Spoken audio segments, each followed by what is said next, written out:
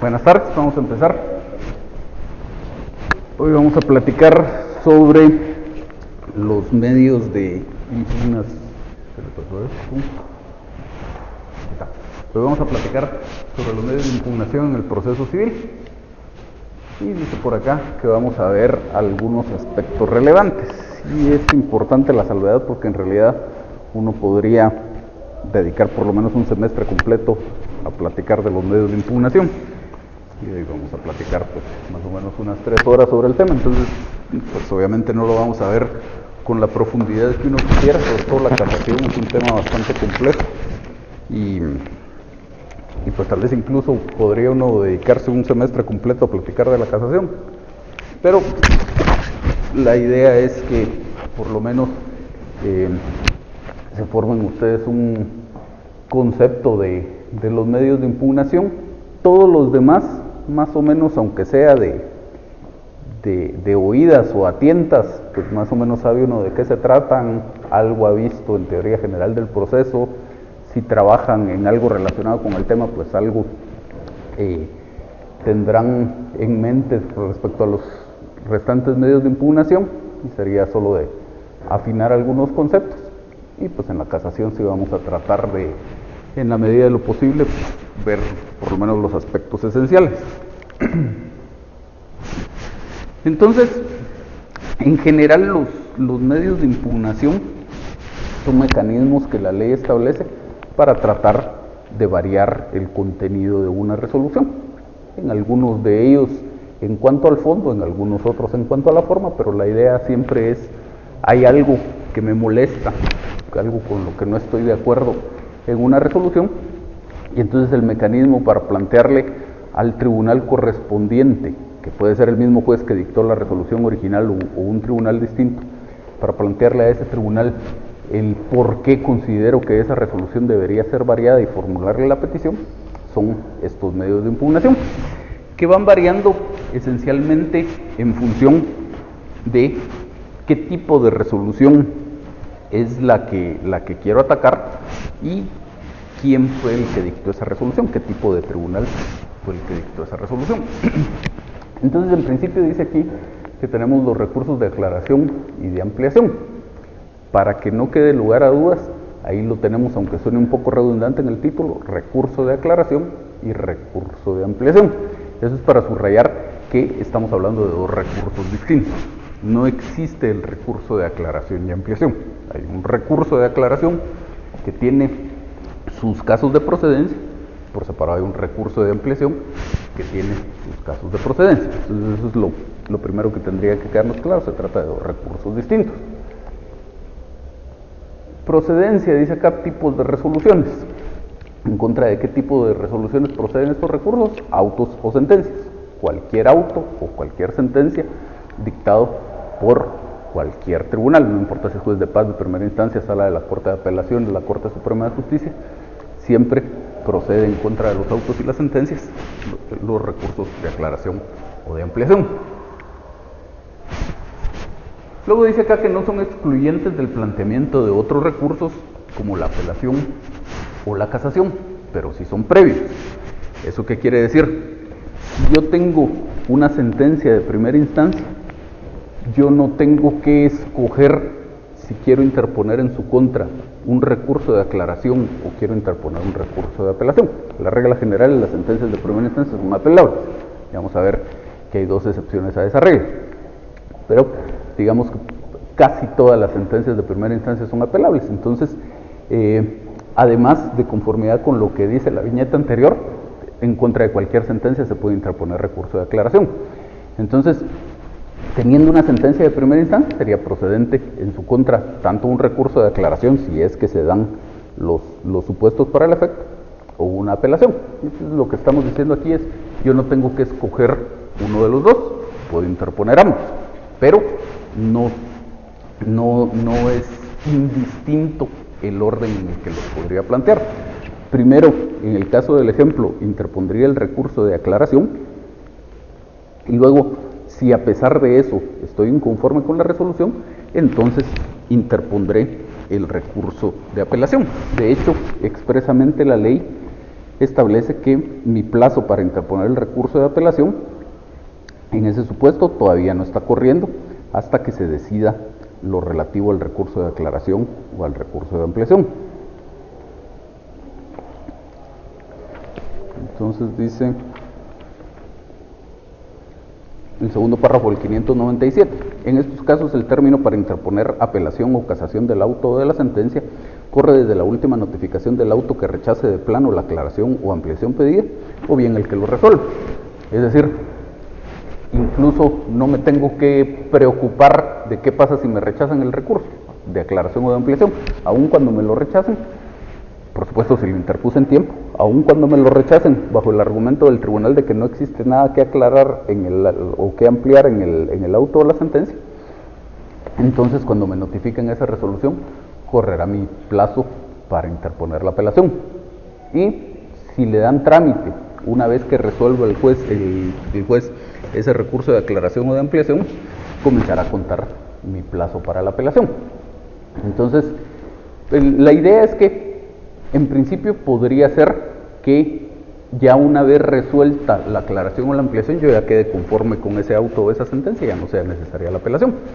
Pero además, si se va a ampliar o se va a aclarar ese auto o esa sentencia, pues ya y yo de todos modos voy a estar inconforme y va a haber un recurso de apelación, pues mi apelación debe ser tramitada ya en contra del auto o la sentencia como un todo, ya aclarado o ampliado. De tal manera que si yo quisiera presentar las dos cosas, aclaración y apelación, y me confundo y presento ante el tribunal primero el recurso de apelación y después el de aclaración, el tribunal le tendría que dar trámite a mi recurso de apelación y rechazarme el de aclaración, porque ya, aunque estuviera teóricamente en tiempo, ya precluyó esa oportunidad procesal, porque solo puedo interponer la aclaración o la ampliación, en este caso, antes de la apelación.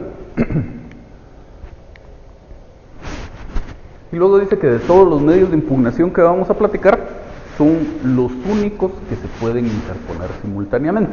Y no solo se pueden interponer simultáneamente, sino se deben interponer simultáneamente cuando ambos son procedentes. Es decir, si en contra de una misma sentencia yo tengo motivos para interponer un recurso de aclaración y además tengo motivos para interponer un recurso de ampliación, no los interpongo por separado, es un solo memorial. En el memorial diré que comparezco a interponer recurso de aclaración y recurso de ampliación. Como decíamos al principio, no existe el recurso de aclaración y ampliación. Interpongo en un mismo memorial dos recursos, recurso de aclaración y recurso de ampliación. Por supuesto, si solo uno de ellos fuera procedente, pues solo interpondré el que corresponde, me olvido del otro. Luego los casos de procedencia, hablando ahora ya por separado del recurso de aclaración. El recurso de aclaración, dice el 596, cuando los términos de un auto o de una sentencia sean obscuros, ambiguos o contradictorios, podrá pedirse que se aclaren. Entonces, obscuros, cuando hay algo que no se entiende, algo que no está claro. Y también se utiliza ese caso de procedencia cuando hay un error en el auto o la sentencia. Que digamos, el señor era de apellido Pérez con Z y en toda la sentencia iba Pérez con Z y de repente en alguna parte le ponen Pérez con S, pero eso podría afectar la posibilidad de luego ejecutar esa sentencia, hay que corregirla. Entonces, pues ahí podemos argumentar que ese auto o esa sentencia es oscuro porque no queda claro de qué persona estamos hablando. Ambiguos, en realidad es muy poco probable que se llegue a configurar un supuesto de ambigüedad. Ambiguo es algo que se puede tomar en uno u otro sentido. Entonces, en la práctica es muy poco probable que se dé, pero tal vez solo para más o menos entender el punto, un ejemplo medio artificial. Si en el auto la sentencia, el juez dice que declara lugar la demanda, en la sentencia, declara lugar la demanda, no dice de con lugar o sin lugar, entonces ahí se puede tomar en uno u otro sentido, hay que aclarar ese tema. Y contradictorio, cuando unas partes del auto o de la sentencia se contradicen con otras. Por ejemplo, si el juez declara sin lugar la demanda, y luego dice, en consecuencia, condena al demandado al pago de daños y perjuicios, suponiendo que fuera una demanda de daños y perjuicios. Pues obviamente hay una contradicción ahí. Evidentemente el juez se confundió al redactar la sentencia y tendría que haber dicho que la declara con lugar, la demanda. Escribió que la declaraba sin lugar y entonces hay que corregir esa contradicción. Normalmente los tribunales, a no ser que sea un error muy evidente y que es necesario corregirlo, como ese error del apellido del que hablamos al principio, normalmente los tribunales declaran con lugar estos recursos solo si los problemas están en la parte resolutiva. Ya si en la parte considerativa hay algún error, normalmente el tribunal desecha el recurso. En realidad no debería ser así, porque la norma habla de los términos de un auto o de una sentencia, no habla específicamente de la parte resolutiva, pero eso es lo normal. Y en cuanto a lo contradictorio, hay que tener presente que cuando hablamos de que los términos del auto o de la sentencia sean contradictorios, es eso, que unas de las partes se contradigan con otras. Y se los digo porque es bastante frecuente ver en la práctica que bajo el supuesto de que algo es contradictorio en el auto o la sentencia, lo que tratan de sustentar es que carece de lógica. Es contradictorio que se haya declarado con lugar la demanda si no existió suficiente prueba. Eso no es contradictorio. Podrá estar mal fundamentada la demanda, podrá no haber motivación suficiente en la demanda, pero no es contradictorio. Es contradictorio cuando unas partes de la demanda, de la sentencia, se contradicen con otras. ¿Qué debe alegarse? Pues obviamente lo que tengo que alegar es la existencia de esa oscuridad, ambigüedad o contradicción. Ya si está mal resuelto, si la prueba está mal valorada, eso ya lo discutiré después en la apelación. Aquí me limito a alegar lo que fundamente mi caso de procedencia que esté invocando. ¿Y qué debe pedirse? Debo pedir que se aclare ese auto o esa sentencia, y debo pedir específicamente cómo debe aclararse.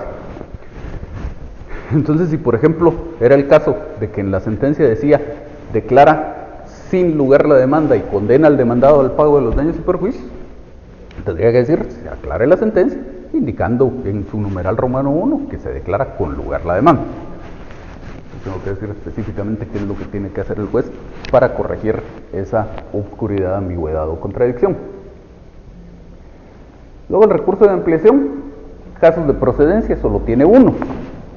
Dice la norma, si se hubiera omitido resolver alguno de los puntos sobre que versar el proceso, podrá solicitarse la ampliación. Entonces, viendo el ejemplo del caso que resolvieron ustedes ayer en el examen, era una demanda de nulidad del negocio jurídico y cobro de daños y perjuicios. Y el juez solo resuelve el tema de la nulidad del negocio jurídico. Declara con lugar o sin lugar la demanda en lo que se refiere a la nulidad del negocio jurídico, pero no se pronuncia en cuanto a los daños y perjuicios. No dijo sí, no dijo no, omitió pronunciarse. Entonces hay que interponer el recurso de ampliación para que el juez se pronuncie al respecto. ¿Qué debe alegarse? Pues tengo que hacer ver que este punto del que estoy hablando era uno de los puntos sobre los que versaba el proceso, y hacer notar que en la sentencia o en el auto no existe algún pronunciamiento al respecto. La norma habla de los puntos sobre que versare el proceso, pero en realidad deberíamos entenderlo un poquito más general. Tendría que ser los puntos sobre los que versare aquello que el juez esté resolviendo en el auto o la sentencia. Si es la sentencia, pues por supuesto hablaremos del proceso, pero también procedería este recurso, por ejemplo, si yo interpongo dos excepciones previas y en su auto el juez solo resuelve una de las dos. Entonces ahí no es un punto sobre el que versar el proceso, es un punto sobre el que versaba la tramitación de las excepciones previas, pero también procede el recurso de ampliación. ¿Y qué debe pedirse? Hay que pedir que se amplíe el auto o la sentencia, resolviendo específicamente ese punto que el tribunal hubiera dejado de resolver, y obviamente tratar de solicitar que se resuelva en el sentido que yo hubiera pedido en su oportunidad. Si yo soy el demandante, pues como yo lo hubiera pedido en la demanda; si soy el demandado, como yo lo hubiera pedido en la contestación de la demanda. Los efectos. Dice aquí que por regla general, no se varía el sentido de la resolución, del auto de la sentencia que estemos impugnando, aunque eventualmente puede ocurrir. Y entonces dice ejemplos, aquí en letra un poquito más pequeña, ejemplos en los que sí se podría variar el sentido, es al eliminar la contradicción en un recurso de aclaración o al resolver alguna defensa de fondo que se hubiera dejado de resolver en un recurso de ampliación. Entonces, por ejemplo, si el juez dice, declara sin lugar la demanda y en consecuencia condena al demandado al pago de los daños y perjuicios, y luego se interpone un recurso de aclaración por esa razón, pues obviamente cuando el juez corrija el problema sí se va a variar el sentido de lo resuelto. O si el juez declara con lugar la demanda, pero porque no resolvió la excepción perentoria que se interpuso, y luego al pronunciarse al respecto declara con lugar la excepción perentoria, pues obviamente va a tener que declarar sin lugar la demanda. Pero esos son casos más o menos excepcionales. Lo normal es que con un recurso de aclaración o de ampliación solo se corrija la deficiencia de forma que existía, pero el sentido de la resolución va a ser el mismo. Especialmente lo que interesa resaltar aquí es que estos recursos no sirven para expresar inconformidad con el auto o la sentencia. Si yo soy demandado y declararon con lugar la demanda, yo no puedo pretender que a través de uno de estos recursos se revoque lo decidido y se declare sin lugar la demanda. Para eso está el recurso de apelación. Y el efecto es que se completa el auto o la sentencia en el caso de la ampliación y se elimina la oscuridad, ambigüedad o contradicción en el caso de la aclaración. ¿Cómo y cuándo se plantea el recurso de apelación o de casación? Ya lo decíamos al principio. Si yo voy a interponer aclaración o ampliación y además voy a interponer apelación o casación, primero interpongo la aclaración o la ampliación, o ambas si fuera el caso. Espero que el juez la resuelva. Si me la rechaza, pues entonces ya estaré en condiciones de interponer apelación o casación. Si el juez le da trámite, una vez que dicte el auto que la resuelva, ya empieza a correr mi plazo para la apelación o la casación. ¿Qué manda? El de ampliaciones, cuando el juez, una de las formas es cuando el juez deja de resolver un punto que se pidió en la demanda. Pero si él resuelve más de lo que se pidió o hace decisiones, ¿sería de aclaración o...? No, curiosamente la ley no establece un mecanismo de solución para ese supuesto. Y le digo curiosamente, porque luego vamos a ver en la casación, nos vamos a adelantar un poquito, pero si no, no le resuelvo la duda, el artículo 625 del Código.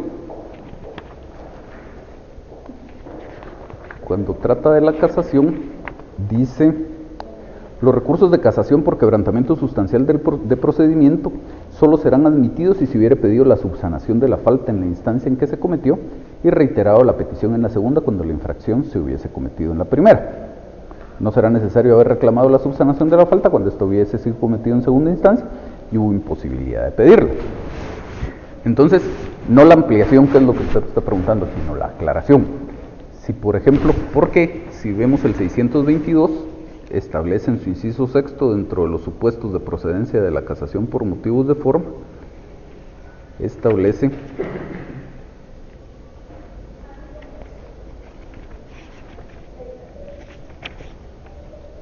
cuando el fallo otorgue más de lo pedido o no contenga declaración sobre alguna de las pretensiones oportunamente deducidas, si hubiere sido denegado el recurso de ampliación, y en general por incongruencia del fallo con las acciones que fueron objeto del proceso.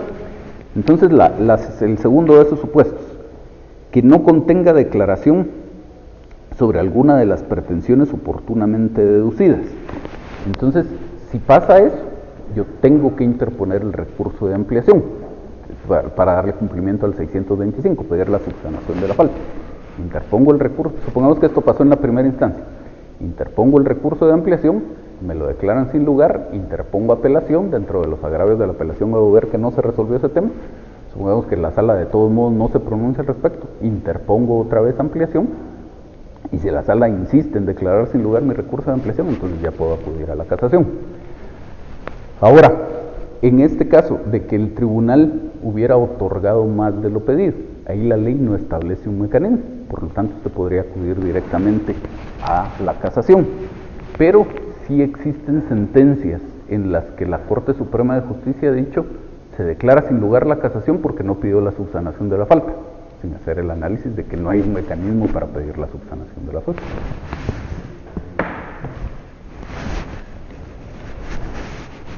Entonces el trámite, muy sencillo, tenemos el auto o la sentencia que eventualmente va a ser objeto del recurso de declaración o de ampliación, la notifican, en las 48 horas siguientes se interpone el recurso, luego hay una audiencia a la otra parte por 2 días, y en los 3 días siguientes se dicta el auto que resuelve el recurso.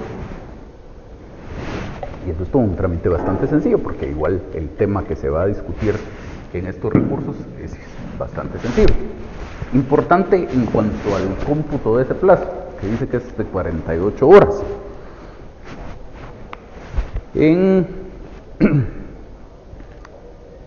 el artículo 46 de la Ley del Organismo Judicial se establece que el plazo establecido o fijado por horas se computará tomando en cuenta las 24 horas del día a partir del momento de la última notificación o del fijado para su inicio. Y lo que nos interesa, si se tratara de la interposición de un recurso, el plazo se computará a partir del momento en que se inicia la jornada laborable del día hábil inmediato siguiente. Entonces, si por ejemplo me hubieran notificado a mí este auto o esta sentencia el lunes de esta semana, mi plazo para interponer el recurso de aclaración o de ampliación empezaría a contar cuando se inicia la jornada laboral del día martes. En nuestro caso, a las 8 de la mañana empiezan a trabajar los tribunales, entonces ahí empieza a contar mis 48 horas. Entonces, vencerían teóricamente a las 7:59 del jueves, teóricamente, pero como los actos que tengo que hacer ante el tribunal, valga la redundancia, solo los puedo hacer ante el tribunal, y a las 7:59 el tribunal no está en funciones, entonces para efectos prácticos, mi plazo en ese caso vencería a las 15 horas con 30 minutos del día miércoles.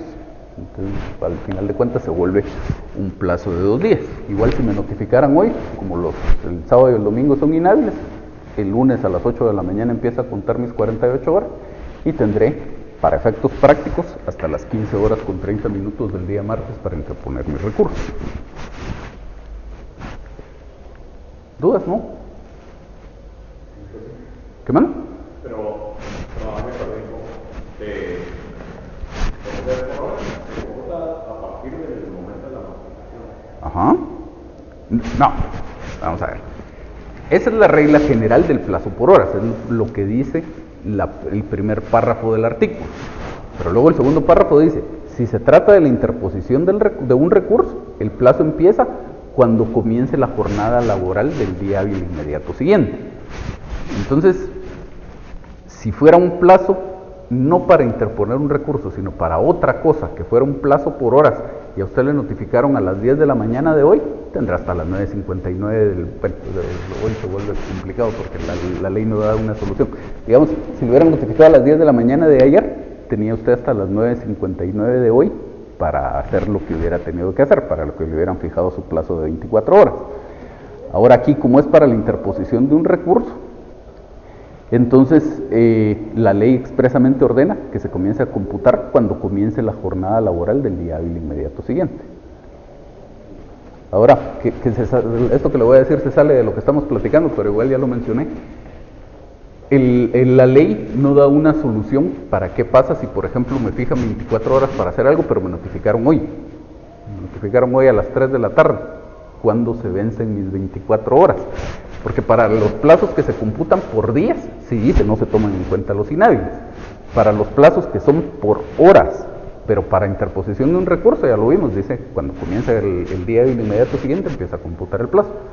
Pero para los plazos por horas comunes y corrientes, la ley no dice qué pasa con los días inhábiles. En la práctica tampoco se toman en cuenta, pero la ley expresamente no da una solución.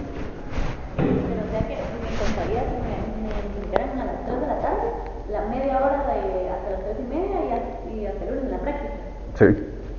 Pero que se cuenta esa media hora que... Sí, por supuesto. Entonces, recurso de revocatoria. Dice aquí que es el único en el cual lo que hubiera sido materia del recurso lo puede resolver el juez de oficio. Es decir, si el juez se da cuenta del error, no necesita que yo interponga el recurso, el juez lo puede resolver de oficio. En la práctica, con alguna frecuencia, ven ustedes resoluciones en las que el juez dice, de oficio se aclara la resolución en el sentido de tal cosa, de oficio se amplía la resolución. La ley no le da esas facultades al juez.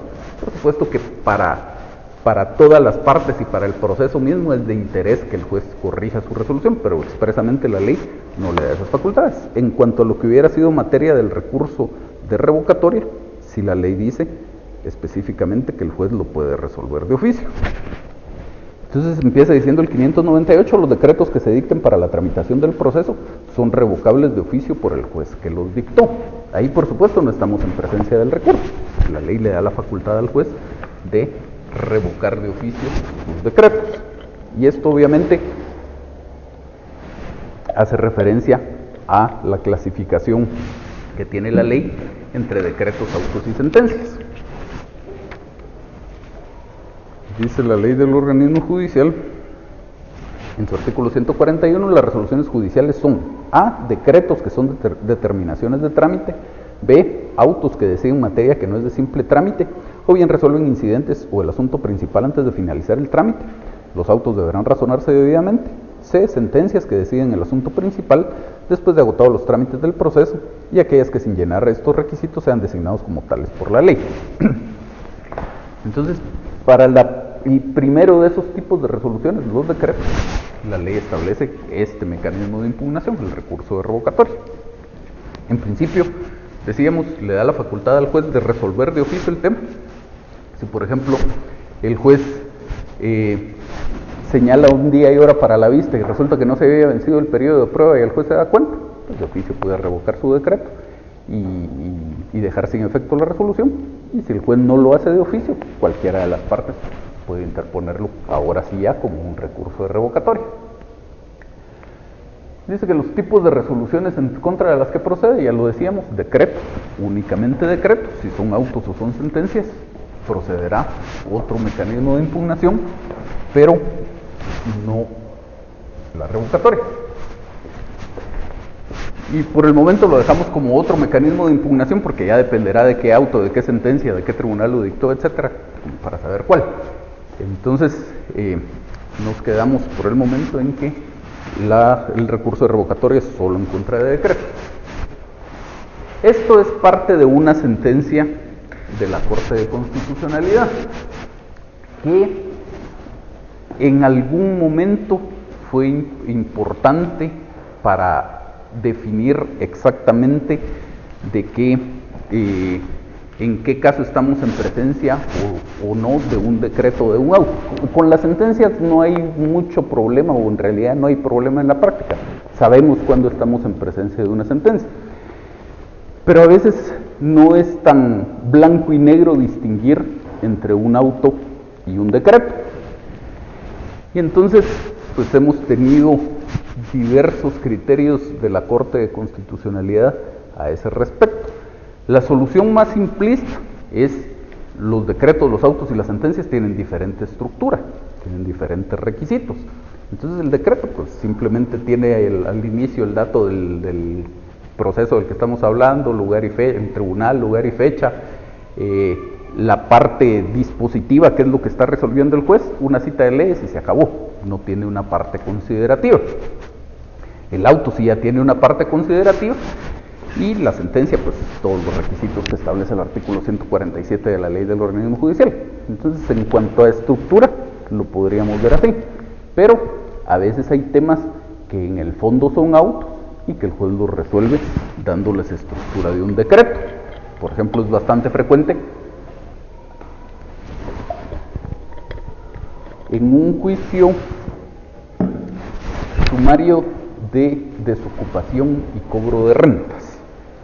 Dice la ley, lo van a ver ustedes el próximo semestre, que si yo al presentar mi demanda compruebo documentalmente la relación jurídica firmada, la relación de arrendamiento, el juez cuando emplaza al demandado no solo le fija sus 3 días por ser juicio sumario, sino que además lo apercibe de que si no se oponen esos 3 días va a ordenar la desocupación sin más trámite. Entonces el juicio ahí se refiere, en la demanda yo planteé 2 pretensiones, la de desocupación y el cobro de rentas. El juez supongamos que emplaza al demandado, le notifica la demanda, el demandado no se opone en los 3 días, yo presento otro memorial y le digo, señor juez, ya transcurrieron los 3 días, el demandado no se opone, no se opuso, por favor haga efectivo el apercibimiento y decrete la desocupación. Y el juez normalmente esa petición la resuelve con la estructura de un decreto. Simplemente tribunal, lugar y fecha, incorpórese al expediente el memorial, en virtud de que el demandado no se opuso, se decreta la desocupación, se fija el plazo de tanto. Pero si vamos a la definición o a la clasificación que establece la ley del organismo judicial en cuanto a los autos, dice materia que no es de simple trámite, no nos interesa tanto, resuelven incidentes, no nos interesa, pero dice el asunto principal antes de finalizar el trámite.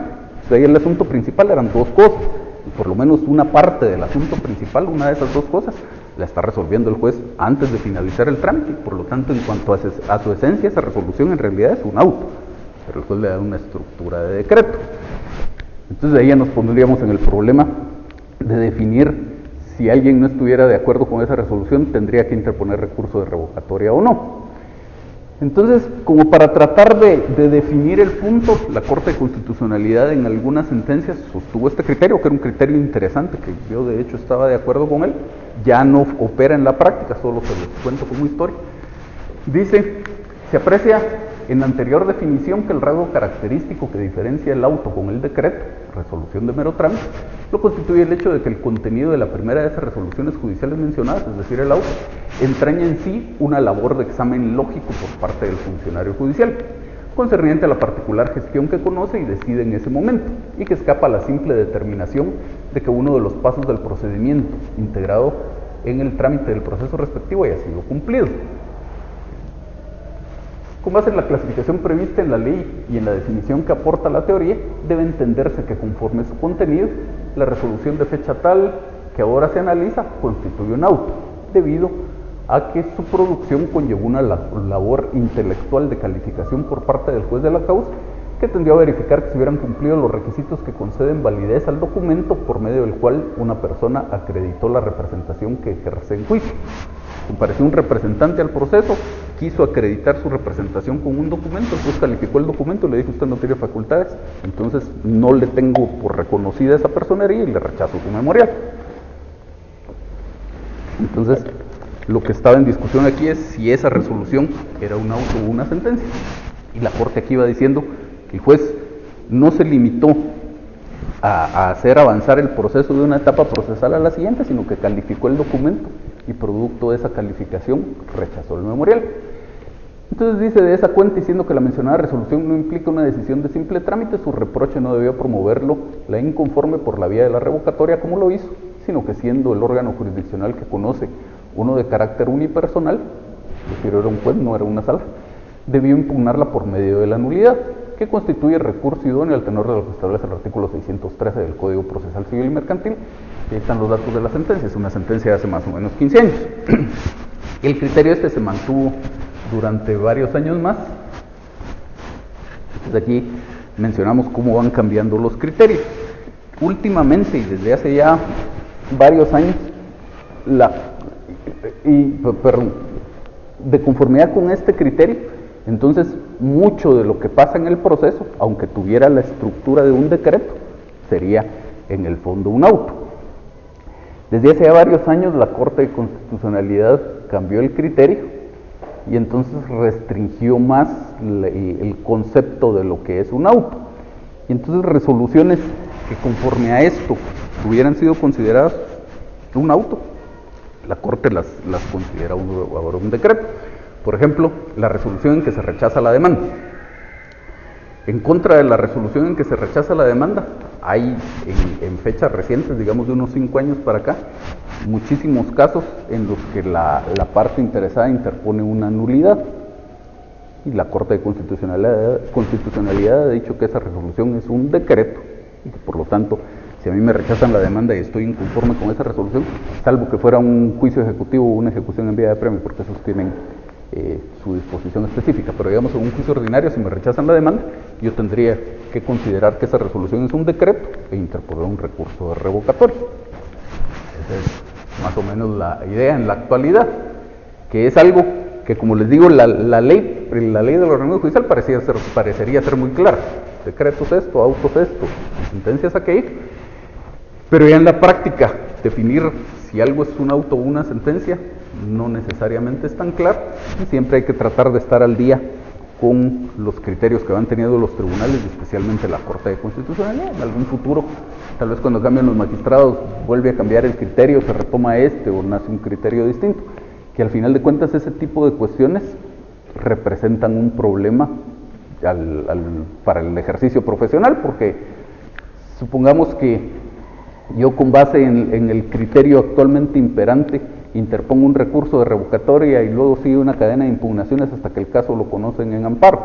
Pero ya cuando el tema llega a la Corte de Constitucionalidad, su criterio cambió, entonces me van a decir, pues sin lugar su amparo, porque resulta que usted tuvo que haber interpuesto una nulidad en contra de esa resolución. Entonces, son problemas que se van dando en la práctica. Continuando con el recurso de revocatoria, importante es, si voy a interponer un recurso de revocatoria, lo tengo que tramitar de conformidad con el Código Procesal Civil y Mercantil. La ley de los organismos judiciales, en este par de artículos que ven ustedes ahí, el 145 y el 146, establece también un recurso de revocatoria y tiene un trámite distinto del que establece el Código Procesal Civil y Mercantil. Pero la Corte de Constitucionalidad ha dicho, y ahí sí es pues uniforme el criterio, que por principio de especialidad, por especificidad de la norma, el artículo 13 de la ley del organismo judicial dice: las normas especiales de las leyes prevalecen sobre las generales de la misma o de otras leyes.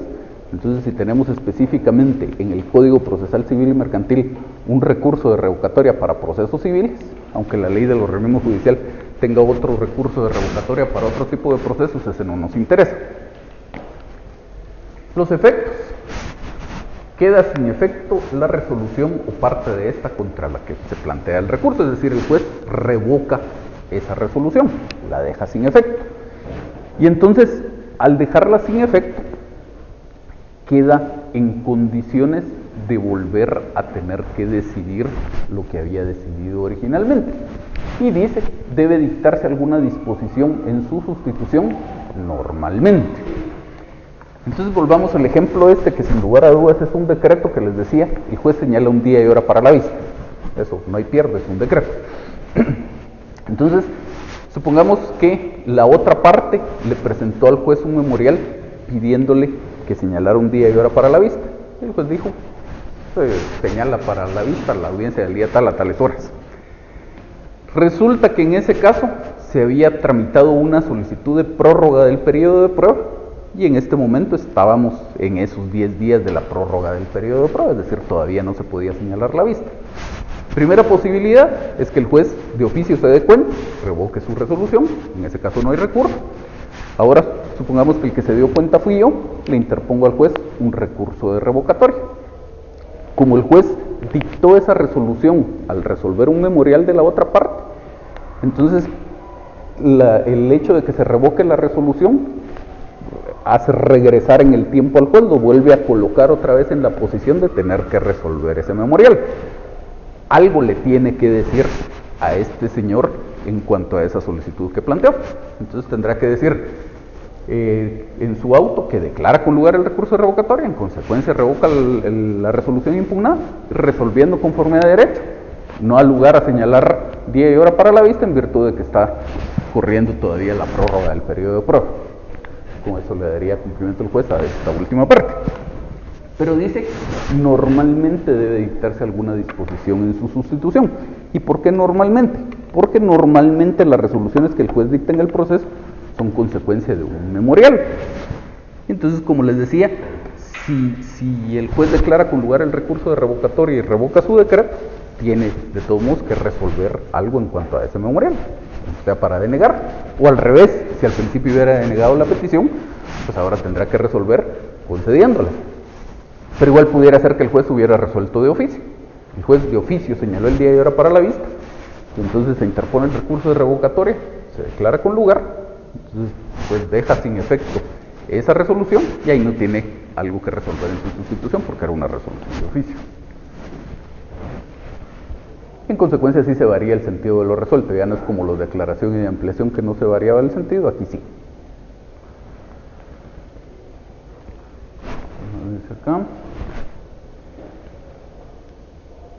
Esto es otro criterio que tuvo la Corte de Constitucionalidad en algún tiempo y que también quedó en desuso, más o menos por la misma línea de pensamiento de lo que platicábamos hace un momento, que ya muchas cosas que bajo los criterios anteriores se podían considerar como autos, ahora se consideran como decretos. Y es que todavía más, que es algo con lo que yo tampoco estoy de acuerdo. La Corte de Constitucionalidad actualmente sostiene que en contra de un decreto yo no puedo interponer nulidad. Dice, si para poder interponer nulidad tendría que ser en contra de un auto. Si es un decreto, tiene usted una disposición específica que es la que regula el recurso de revocatoria y por prevalencia de la norma especial sobre la general, usted tendría que interponer un recurso de revocatoria. Efectivamente, ya vimos, la norma dice que en contra de los decretos procede recurso de revocatoria, pero el supuesto o los supuestos de procedencia de la nulidad son excesivamente amplios. Veamos el artículo 613. Podrá interponerse nulidad contra las resoluciones y procedimientos en que se infrinja la ley cuando no sean procedentes los recursos de apelación o casación. ¿Eso qué quiere decir? En principio yo puedo interponer nulidad en contra de cualquier resolución y esa generalidad de la norma solo tiene dos excepciones. No puedo interponer nulidad si en contra de esta resolución procede casación y tampoco puedo interponer nulidad si en contra de esta resolución procede apelación. La ley no dice tampoco puedo interponer nulidad si procede recurso de revocatoria. Entonces, ¿eso qué quiere decir? Que yo tengo la decisión de conformidad con la ley, tengo derecho a elegir. Si yo quiero, podría interponer revocatoria, si yo quiero, podría interponer nulidad. En la actualidad, les insisto, no funciona de esa manera. Si yo interpongo nulidad en contra de un decreto y esto llega a la Corte de Constitucionalidad, seguramente voy a tener problemas. Pero aquí, bajo criterios anteriores, la Corte de Constitucionalidad sí tenía claro ese tema. Siendo un decreto, yo escojo revocatoria o nulidad. Entonces aquí decía, pues teniendo esa decisión, ¿cómo decide usted si interpone revocatoria o interpone nulidad? Y entonces dice, siendo que la juez impugnada aceptó y otorgó a la parte demandada un medio de defensa que por su tratamiento sin más trámite, que era el recurso de revocatoria, no ofreció el debate y conocimiento que la situación amerita, su situación ha dejado en estado de indefensión a la demandante, en tanto no le permitió probar las situaciones cuya existencia ha expuesto para rebatir aquella defensa de sus demandados, con el agravante de que como producto de su decisión resolvió rechazar la demanda, con lo que ha negado el acceso a la tutela judicial sin agotamiento de un procedimiento que resulta ser el propio. Entonces lo que había pasado aquí es que el juez le dio trámite a esta demanda y la parte demandada, que la resolución que le da trámite a la demanda es un decreto también, y la parte demandada en contra de esa resolución interpuso un recurso de revocatoria, que siendo un decreto en principio procedía el recurso de revocatoria. Pero lo que ocurrió es que el juez declaró con lugar ese recurso de revocatoria y como consecuencia rechazó la demanda. Entonces lo que dijo aquí la Corte es, a pesar de que la posibilidad existe, siendo que lo que se iba a resolver era un tema de tanta importancia en el proceso y que además estaba la posibilidad también de una nulidad, lo que debía interponerse es una nulidad, porque esa se tramita por el procedimiento de los incidentes y entonces sí hay oportunidad de audiencia a la otra parte. Entonces, como dejando la idea de que el recurso de revocatoria debería reservarse para temas mucho más sencillos. Como les insisto, este criterio no es válido en la actualidad, aunque en el fondo era un criterio correcto. Y entonces ahí hacemos el planteamiento de estas nuevas tendencias y la pregunta es si son correctas. Pues al final de cuentas es cuestión de criterios. Si me preguntan a mí, yo no comparto estos, por lo menos este par de criterios que les he comentado.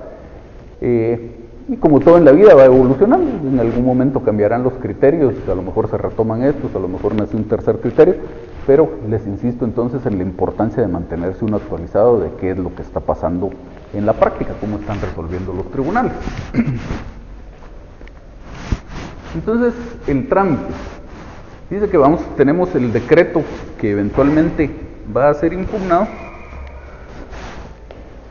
la notificación de ese decreto y dentro de las 24 horas, incluso aquí tengo un plazo menor que el que tenía en la aclaración y ampliación, que eran 48 horas, aquí tengo únicamente 24 horas para interponer mi recurso de revocatoria, y dentro de las 24 horas el tribunal dicta el auto que resuelve el recurso, que incluso ni siquiera se le da audiencia a la otra parte.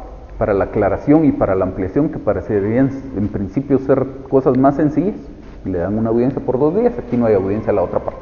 De una vez el juez dicta el auto que resuelve el recurso y se acabó.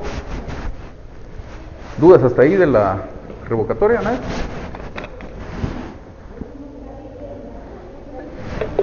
¿Qué manda?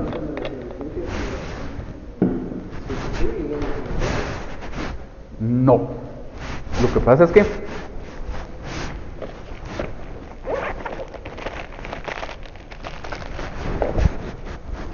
regresemos aquí. Usted tiene aquí un auto que resuelve el recurso. Los recursos, la mayoría de ellos se resuelven a través de autos. Algunos a través de sentencias. No hay algún recurso que se resuelva a través de un decreto. Entonces,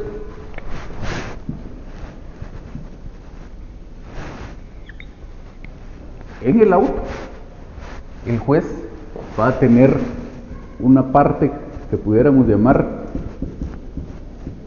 introductoria, la identificación del proceso, el tribunal que estamos hablando, lugar y fecha, etcétera.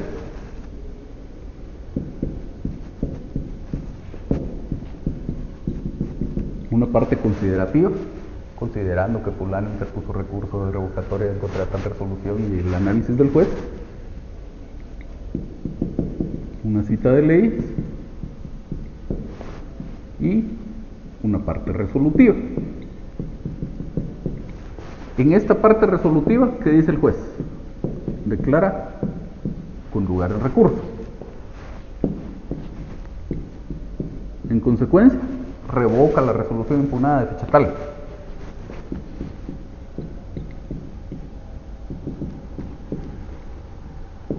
Resolviendo conforme a derecho tal cosa, dentro de la misma parte resolutiva del auto que declara con lugar el recurso de revocatoria. Entonces, no es que el juez se quede hasta aquí y luego por separado dicte otro decreto, sino que en el mismo auto resuelve lo que hubiera sido materia de la solicitud o de la resolución original.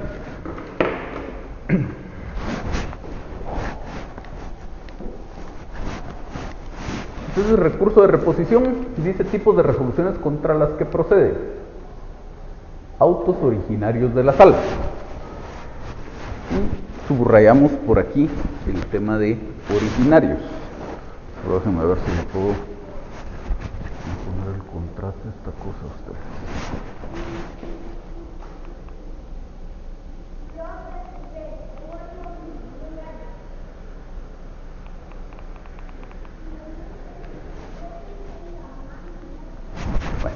Entonces, tipos de resoluciones contra los que procede, dice autos originarios de la sala, y subrayamos el tema de originarios, porque eso en la práctica como que muchos no lo entienden bien. Esto lo que quiere decir es que yo el recurso de reposición, en principio hay otro par de supuestos de procedencia, pero en este que nos interesa, el de los autos originarios de la sala, yo no puedo interponer en principio recurso de reposición en contra de resoluciones, cualquier resolución, decreto, auto o sentencia que ha sido dictada por un juez de paso de primera instancia. Bajo este supuesto, tiene que ser una resolución de la sala. Luego tiene que ser un auto. Eso quiere decir que los decretos quedan excluidos, los decretos que dicte la sala. Pero siendo un auto, no es cualquier auto que dicte la sala, es un auto originario. ¿Y qué quiere decir que el auto sea originario? Que la resolución, la materia que se está resolviendo, no se discutió ante el juez de primera instancia.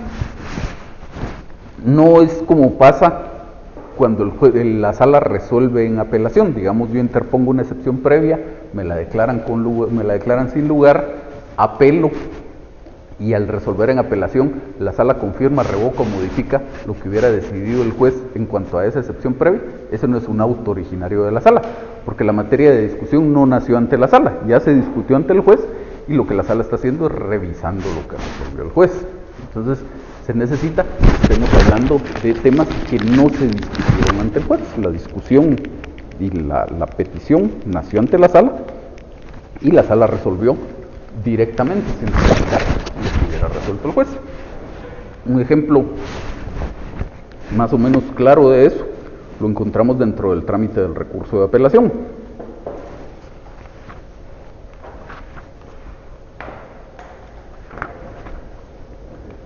El artículo 608 del Código Procesal Civil y Mercantil dice que pueden las partes, dentro de los términos señalados en el artículo 606, alegar nuevas excepciones nacidas después de contestada la demanda y pedir que se abran a prueba. Esto ya es ante la sala. El expediente está ante la sala, digamos, porque alguien apeló la sentencia, y en esas circunstancias todavía la ley me permite ante la sala interponer una nueva excepción. Entonces eso, el juez de primera instancia ni se enteró del tema, nunca lo resolvió. Cuando la sala resuelva esa excepción, va a ser la primera resolución que va a existir al respecto, y por lo tanto esa sí es una resolución originaria de la sala. Aunque por razones de división de los temas, ustedes el proceso contencioso administrativo lo ven en procesal administrativo, pues más o menos sigue las mismas reglas del proceso civil. Y entonces los autos que dicte una sala del Tribunal de lo Contencioso Administrativo siempre van a ser autos originarios de la sala, porque el proceso contencioso administrativo es de única instancia. Nunca hay resolución, nunca hay un juez. Entonces la sala nunca resuelve revisando lo que haya resuelto un tribunal distinto, siempre son autos originarios. Luego dice resoluciones de la Corte Suprema de Justicia que infringen el procedimiento cuando no se haya dictado sentencia. Entonces, si por ejemplo la Corte Suprema de Justicia me rechaza un recurso de casación, yo en contra de esa resolución puedo interponer también un recurso de reposición. O si le da trámite al recurso de casación de la otra parte, yo considero que lo debió haber rechazado, también puedo interponer en contra de esa resolución un recurso de reposición. Como vamos a ver, el trámite, la casación es bien compleja, pero el trámite como etapas en el procedimiento de la casación es bien sencillo. Entonces más o menos es pues casi que lo único que pasa antes de que se dicte sentencia.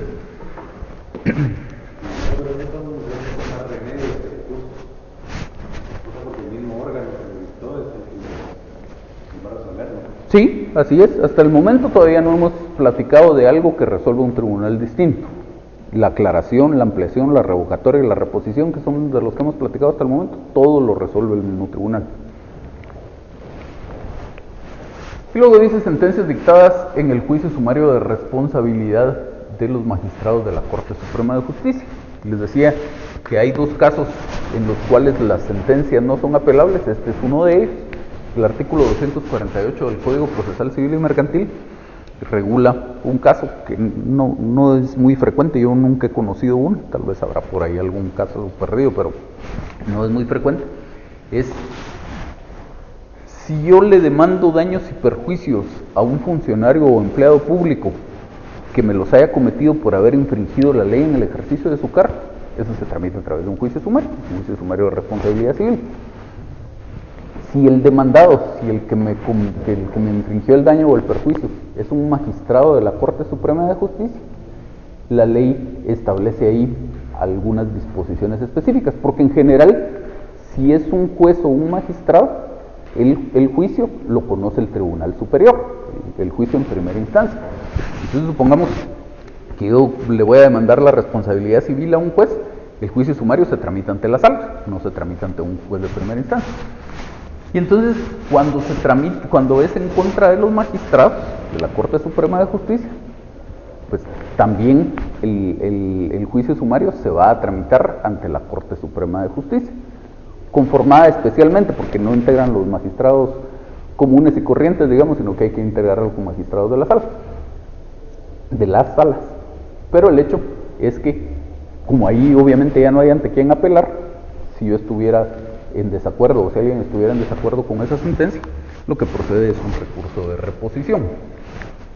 Entonces es un caso en el que no procede la apelación en contra de una sentencia, El otro caso es el juicio oral de ínfima cuantía. Esa sentencia no es apelable.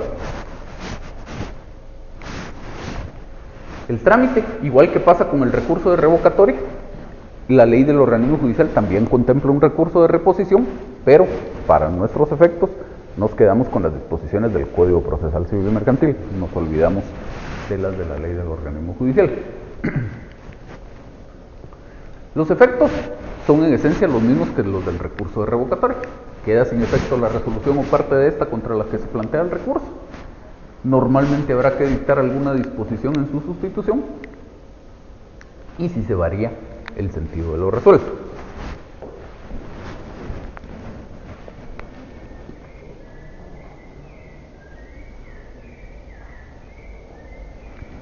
El trámite, bastante sencillo, la resolución que eventualmente va a ser impugnada, que como decíamos, podría ser un auto originario de la sala, una resolución de la Corte Suprema de Justicia que infrinja el procedimiento cuando no se haya dictado sentencia, o una sentencia en un juicio sumario de responsabilidad de magistrados de la Corte Suprema de Justicia. Me notifican esa resolución, dentro de las 24 horas siguientes interpongo el recurso. Aquí sí hay una audiencia, esa es la diferencia con el trámite del recurso de revocatoria. Aquí sí hay una audiencia en la otra parte por 2 días, y en los 3 días siguientes el auto que resuelve el recurso y se acabó.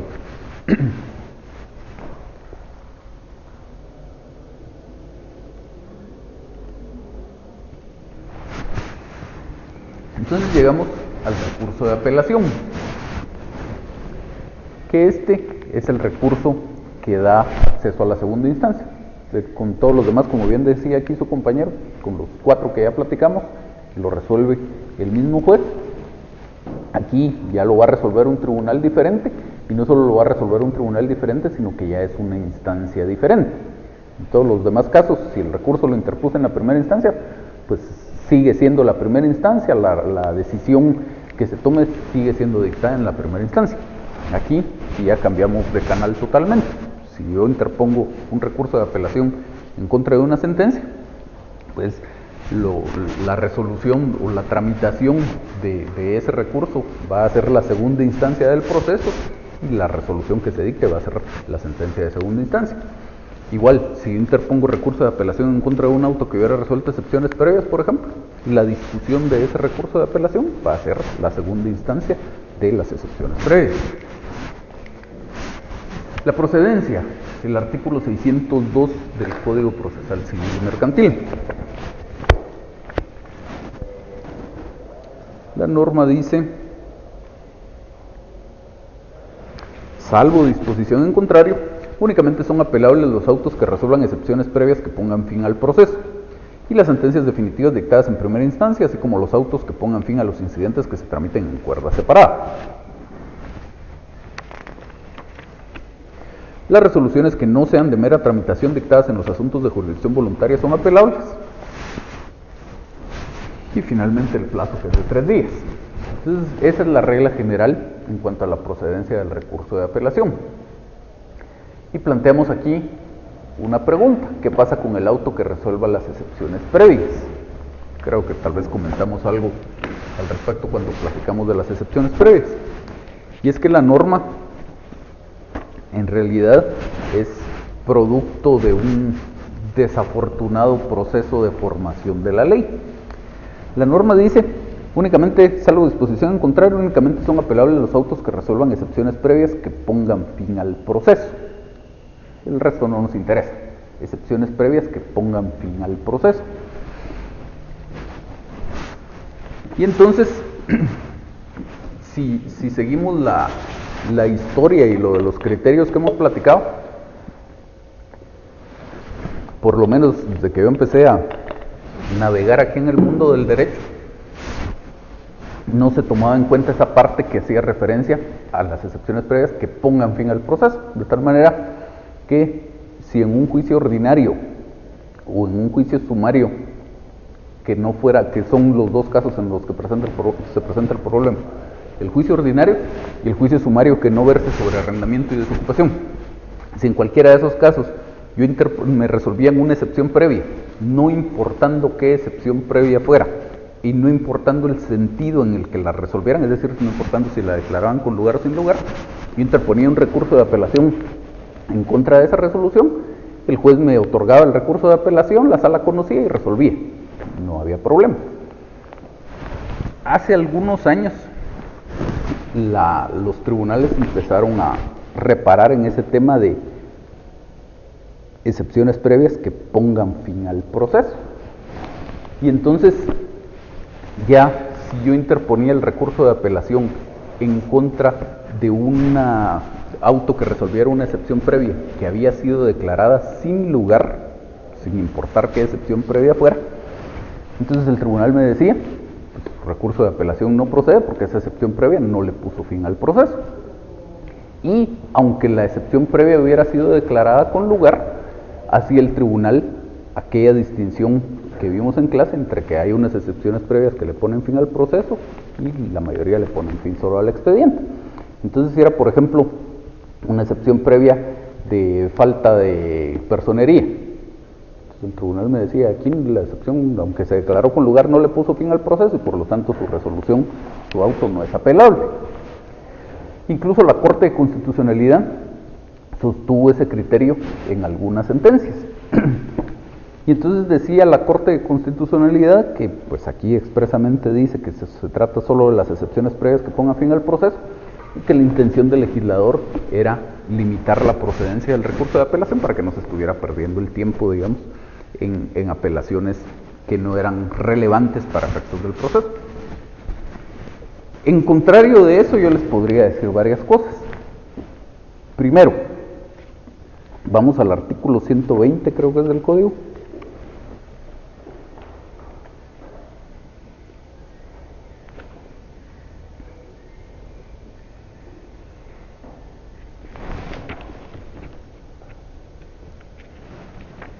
...121... cuando habla de la resolución de las excepciones previas. Último párrafo. Si el auto fuera apelado, el Tribunal Superior se pronunciará sobre todas las excepciones previas que se hubieran resuelto. Si debiera pronunciarse sobre la incompetencia y la declarase fundada, se abstendrá de pronunciarse, etc. A lo que voy es que la norma me está dejando clara la posibilidad de que la sala conozca en apelación un auto que resuelva una excepción previa de incompetencia. ¿Y esa excepción le pone fin al proceso? No. Entonces ya es una norma en contrario de esto que dice el 602. Algo más, el 243.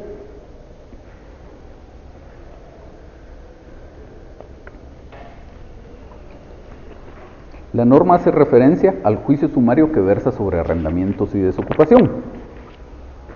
Y dice, solo son apelables en ese juicio sumario los autos que resuelvan las excepciones previas y la sentencia. ¿Qué excepciones previas? Aquí no lo limita, todas. Sin importar de qué excepción previa estemos hablando, el auto que resuelva las excepciones previas en este juicio sumario es apelable. Y la idea aquí sí, en este juicio, es limitar la procedencia del recurso de apelación. Entonces, si en un proceso que tiene la apelación limitada es apelable cualquier auto que resuelva las excepciones previas, con mayor razón en un juicio ordinario o en cualquiera de los otros juicios sumarios. Y es que lo que pasa es que cuando se redactó el proyecto original del código, vamos a ver, estaba el código, antes de este estaba el Código de Enjuiciamiento Civil y Mercantil, y antes de ese había otro código. En ese se regulaban apelaciones con efectos suspensivos y apelaciones sin efectos suspensivos. Es decir, algunos casos en los que a pesar del recurso de apelación podía continuar el trámite de los otros aspectos del proceso y otros casos en los que no. Con el Código de Enjuiciamiento Civil y Mercantil se eliminó esa posibilidad y quedaron todas las apelaciones con efectos suspensivos. Es decir, interpuesto el recurso de apelación, debían elevarse los autos a la sala, y la sala conocía lo que se hubiera resuelto y mientras tanto no se conocía otra cosa en el proceso. Aquí, con el proyecto original del código, lo que querían hacer era retomar esas dos posibilidades de apelaciones con efectos suspensivos y sin efectos suspensivos. Y entonces el texto, el texto en el proyecto de este artículo 602 decía que salvo disposición en contrario, solo son apelables con efectos suspensivos estas resoluciones que dice aquí la norma. Entonces decía, salvo disposición en contrario, únicamente son apelables con efectos suspensivos los autos que resuelven excepciones previas que pongan fin al proceso y las sentencias, etc. Y luego decía, las demás resoluciones serán apelables sin efectos suspensivos. Entonces ya tenía más sentido la cosa. Cuando el tema llegó a la comisión revisora, con razón o sin razón, no importa tanto, pero la comisión revisora dijo, no estamos de acuerdo en ese tema de las apelaciones sin efectos suspensivos. Eso ya se superó con el código que tenemos ahora, dijeron ellos, que era el de enjuiciamiento civil y mercantil, y no queremos regresar al código anterior. Entonces, pero solo le quitaron ese par de palabras a la norma y entonces la dejaron medio truncada y medio perdiendo el sentido. Al final de cuentas, el criterio más reciente a este respecto es la Corte de Constitucionalidad. Lo que ha dicho es, si la excepción previa de la que estamos hablando le pudo poner fin al proceso, es de las excepciones que le ponen fin al proceso, caducidad, prescripción, cosa juzgada, transacción, no importa cómo la resolvió el juez, no importa si la declaró con lugar o sin lugar, esa resolución es apelable. Y por ahí está el criterio en este momento, pero de todos modos, ese criterio deja sin posibilidad de apelar otro tipo, los autos que resuelvan otro tipo de excepciones previas. Otras resoluciones apelables según el Código Procesal Civil y Mercantil, y ahí ven ustedes una lista de artículos que establecen otras resoluciones que son apelables.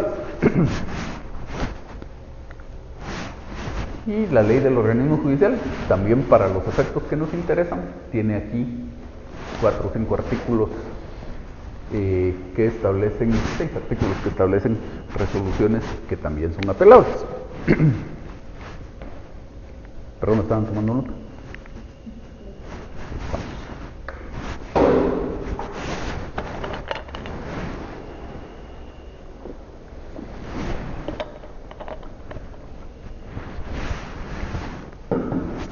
Que de hecho, en lo que toman nota, regresando a ese tema de las apelaciones con efectos suspensivos o sin efectos suspensivos, finalmente en el Código Procesal Civil y Mercantil quedaron todas las apelaciones con efectos suspensivos.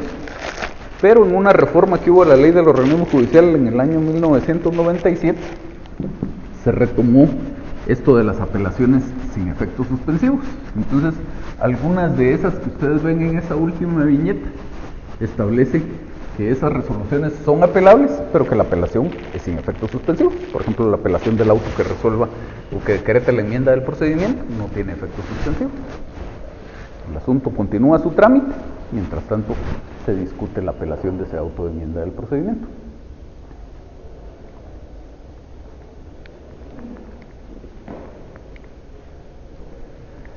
Limitaciones a la procedencia del recurso de apelación según el tipo de proceso. Hay 5 tipos de procesos en los cuales está limitada la procedencia del recurso de apelación. Es decir, tenemos el 602, norma general, son apelables los autos que resuelvan, y ya dijimos las excepciones previas con las salvedades que ya platicamos, las sentencias, los autos que resuelvan incidentes que se tramiten en cuerda separada y los temas de jurisdicción voluntaria que no sean de mero trámite. Pero en estos 5 casos está más limitada la procedencia del recurso de apelación. El 105, la prueba anticipada, que se recuerdan que lo platicamos cuando vimos el tema de la prueba anticipada, dice solo son apelables las resoluciones que denieguen la medida solicitada. El 209 en el juicio oral dice que solo es apelable la sentencia. 243, ya lo leímos, en el juicio sumario de desocupación es apelable solo el auto que resuelva las excepciones previas y la sentencia. 325, la ejecución en vía de apremio, es apelable solo el auto que rechace la ejecución en vía de apremio y el auto que resuelva la liquidación. Por eso les decía que en la ejecución en vía de apremio y en el juicio ejecutivo tiene sus propias normas en cuanto a qué pasa si me rechazan la demanda o la solicitud inicial. Y el 334 en el juicio ejecutivo solo es apelable la sentencia, el auto que rechace la ejecución y el auto que resuelva la liquidación. Entonces, cualquier otra resolución, un ejemplo típico de eso, la el auto que resuelva una nulidad en estos 5 tipos de procesos no es apelable. Entonces tenemos el artículo 615 del Código. Habla del auto que resuelva la nulidad.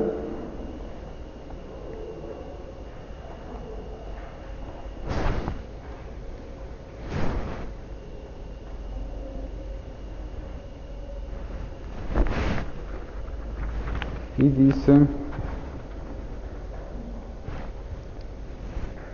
la nulidad se interpondrá ante el tribunal que ha dictado la resolución o infringido el procedimiento, se tramitará como incidente y el auto que lo resuelva es apelable ante la sala respectiva o en su caso ante la Corte Suprema de Justicia.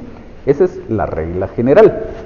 Y es una regla que opera en cuanto a todos los procesos que no son estos 5. En estos 5, la norma especial sería la que respectivamente ven ustedes ahí, de tal manera que en un juicio oral, en un juicio ejecutivo, etcétera, un auto que resolviera una nulidad no es apelable. Caso especial del artículo 67, dice acá, de la Ley del Organismo Judicial. El artículo 67 de la Ley del Organismo Judicial es el que regula la enmienda del procedimiento. Aquí en la diapositiva anterior vimos resoluciones apelables según la Ley del Organismo Judicial, y hay 6 artículos: 66 literal C, 67, 117, 140, 162 y 203.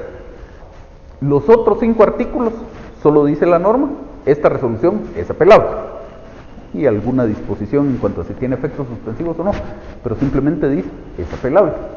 Aquí en el artículo 67 se da una particularidad, regula la norma la posibilidad de enmienda del procedimiento, y luego dice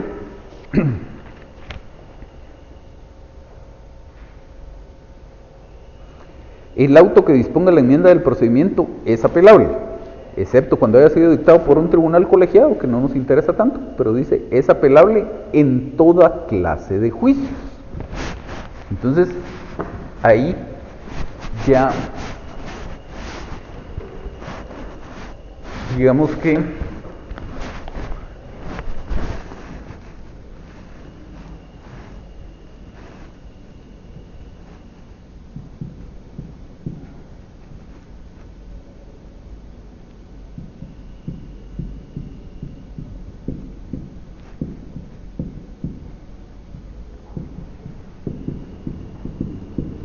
entonces tenemos todas las normas que pudieran regular temas de apelación. Luego tenemos más específico que eso,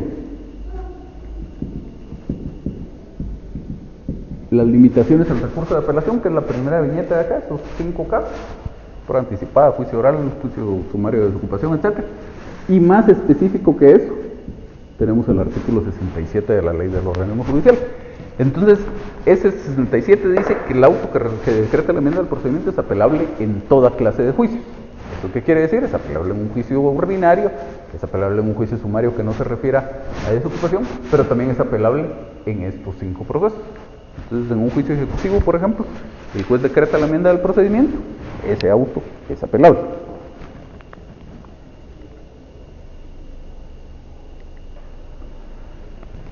Apelaciones con efectos suspensivos y sin efectos suspensivos, ya más o menos lo platicamos. Apelación, ¿quién conoce? Entonces, si retomamos lo que preguntaba su compañero por allá, en el sentido de que ahora sí, el recurso lo conoce un tribunal distinto. La regla, en principio, es que los recursos de apelación los conocen las salas de la Corte de Apelaciones, y por eso se llaman así, pero no necesariamente. Una sala conoce el recurso de apelación cuando la resolución en primera instancia la dictó un juez de primera instancia. Y eso es lo normal, o es lo que debería pasar en principio, y precisamente por eso se llama juez de primera instancia. Pero hay una excepción importante y bastante frecuente a esa regla, que es los casos que en primera instancia los conoce un juez de paz. Entonces, cuando el juicio en primera instancia lo conoció un juez de paz, la apelación no la conoce una sala, la conoce el juez de primera instancia. Y luego hay otros casos por ahí en los cuales el proceso tampoco se inicia ante el juez de primera instancia, sino se inicia ante una sala de la Corte de Apelaciones. Entonces ahí la apelación le corresponderá a la Corte Suprema de Justicia. Luego tenemos ahí la mención del Tribunal Jurisdiccional. ¿Eso qué quiere decir? Que ya mediante acuerdos de la Corte Suprema de Justicia está señalado para cada juez de primera instancia cuál es su sala jurisdiccional, es decir, cuál es la sala a la que le corresponde conocer los casos de ese juez de primera instancia. De la misma manera, para cada juez de paz está señalado por un acuerdo de la Corte Suprema de Justicia cuál es el juez de primera instancia que va a conocer de los recursos de apelación que se interpongan en contra de sus resoluciones. Los agravios. Ese es en realidad el corazón del recurso de apelación, los agravios. Los agravios es la manifestación o son los motivos de mi inconformidad con el fallo que estoy apelando. Entonces, yo no estoy de acuerdo con la sentencia que dictó el juez, yo era el demandado y declaró con lugar la demanda. Pues sí, estaré de acuerdo, estaré en desacuerdo porque me condenaron a hacer un pago, por ejemplo. Ese simple desacuerdo no es motivo suficiente para que el juez revoque la resolución. Usted está en desacuerdo, pues mala suerte, tiene que pagar. Ahora, la idea de los agravios es expresarle al tribunal las razones por las cuales esa resolución no está conforme a derecho. Porque el tribunal que resolvió en primera instancia resolvió mal, y entonces ¿por qué debería revocarse o modificarse lo que decide este tribunal? Dejó de valorar algún medio de prueba, le asignó a los medios de prueba un valor que no les correspondía, aplicó una norma jurídica que no era aplicable, etc. Y entonces el sentido de lo resuelto no está bien, y eso se hace valer a través de la expresión de agravios. Los agravios son esas razones por las cuales yo estoy inconforme con ese auto o con esa sentencia. Entonces esos son los agravios. ¿Cuándo se deben expresar? En el trámite del recurso de apelación, vamos a pasar un par de diapositivas rápidamente solo para enseñarles. Este es el trámite del recurso de apelación. En un momento regresamos aquí. Entonces, lo que me interesa es que vean esto. Tengo la resolución que va a ser apelada, un auto o una sentencia, y yo interpongo en su contra un recurso de apelación. Este es el trámite general del recurso de apelación, y dentro de ese trámite dice aquí que si lo que yo apelé es una sentencia, me van a dar 6 días para hacer uso del recurso. Y ese hacer uso del recurso quiere decir precisamente expresar los agravios. Y si lo que apelé fue un auto, me van a dar 3 días para hacer esa expresión de agravios. Entonces, lo normal es que si yo quiero, podría expresar mis agravios aquí mismo desde el memorial de interposición del recurso, que no se acostumbra. Lo podría hacer si quisiera. Y si no, simplemente presento un recurso de apelación sin expresión de agravios, es decir, sin indicarle al juez por qué estoy en desacuerdo con su resolución. Le digo, estoy en desacuerdo con esta resolución por los motivos que expondré en su oportunidad ante la honorable sala jurisdiccional, y cuando llegue el expediente a la sala me va a dar mis 6 días o mis 3 días, y entonces expreso los agravios. Esa es la regla general. Si quiero, si ya estoy listo con mi expresión de agravios y no me quiero preocupar después por el tema, desde el memorial de interposición lo podría hacer, pero esa es decisión mía. Y como les digo, lo normal es que me reserve hacerlo hasta que ya el expediente esté en la sala. Ahora regresemos a la diapositiva que teníamos antes. Entonces, ¿cuándo se deben expresar? Pues tenemos esas dos oportunidades, y normalmente la que tomamos es la segunda, la audiencia que me da la sala cuando recibe el expediente.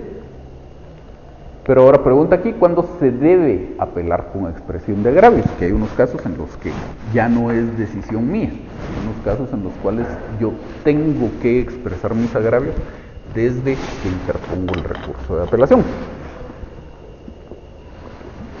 Lo que ocurre es que ese diagrama que les mostré es un diagrama que representa el trámite general del recurso de apelación. Es decir, salvo que la ley diga otra cosa, el recurso de apelación se tramita de esa forma. Pero hay por lo menos 2 casos en los que la ley dice otra cosa, que es en las apelaciones dentro del juicio oral y las apelaciones dentro del juicio ejecutivo. Ahí, en ambos casos, la ley dice que cuando la sala recibe el expediente, señala día y hora para la vista. No me da los 6 o los 3 días para hacer uso del recurso de apelación, sino de una vez señala día y hora para la vista. Vamos a ver en un par de viñetas que el día y hora para la vista se le da la oportunidad de alegar a las 2 partes, pero sobre todo existe para que exprese sus argumentos el que no apeló. Si yo soy el apelante, en cualquier otro proceso tengo que expresar mis agravios en esos 6 o en esos 3 días. Entonces, en este caso, que no existen los 6 o los 3 días, para que el que no apeló esté en condiciones de expresarse en el día y hora para la vista, está en condiciones de defender esa resolución de primera instancia, de decir que mi expresión de agravios no es motivo suficiente para variar lo decidido, tendría que saber por qué estoy inconforme con esa resolución. Y la única forma es que desde el memorial de interposición del recurso de apelación yo exprese mis agravios. De hecho, la Corte de Constitucionalidad ha dicho ya en muchísimas resoluciones que en esos casos, en el juicio ejecutivo y en el juicio oral, si yo expreso sin expresión de agravios, el tribunal no puede declarar con lugar mi recurso de apelación. Tiene que declarar sin lugar la apelación y confirmarla, porque yo no cumplí con el principio de lealtad procesal, en el sentido de que la otra parte estuviera informada de cuál es mi inconformidad o por qué es mi inconformidad con esa resolución.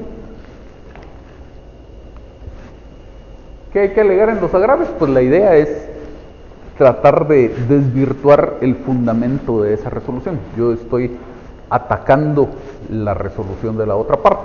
Y así como cuando yo soy demandado y contesto la demanda, tengo que atacar los fundamentos de la demanda, cuando soy apelante, no importa si soy demandado o demandante, cuando soy apelante estoy inconforme con la resolución del juez, tengo que atacar los fundamentos de esa resolución. Como les decía, puede ser por temas de valoración de la prueba, porque dejó de tomar en cuenta algunos medios de prueba, porque tomó en cuenta una norma jurídica que no era la aplicable, porque no interpretó bien la norma jurídica, lo que fuera. El tema es dejar sin fundamento o desvirtuar el fundamento de esa resolución como para llevar al tribunal de segunda instancia a la conclusión de que esa resolución está mal dictada y que por lo tanto hay que revocarla o hay que modificarla.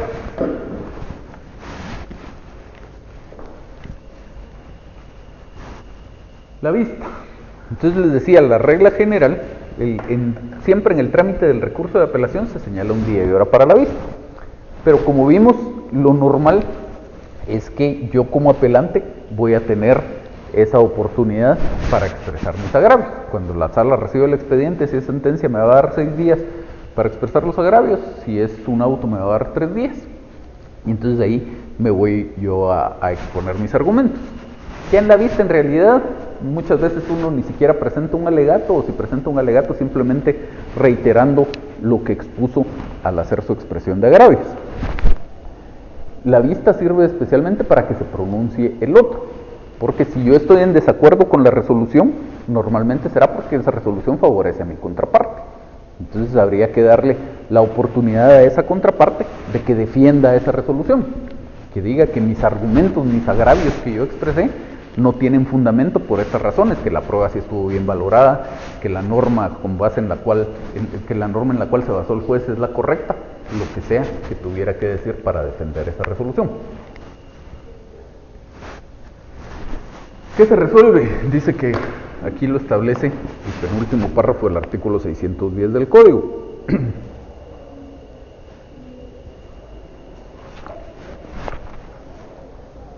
La resolución debe confirmar, revocar o modificar la de primera instancia, y en caso de revocación o modificación se hará el pronunciamiento que en derecho corresponda. Es decir, como hablábamos cuando platicábamos, creo que fue del recurso de revocatoria, que decíamos que en el auto dice declara con lugar el recurso de revocatoria, revoca la resolución y resolviendo conforme a derecho tal cosa, pues igual aquí.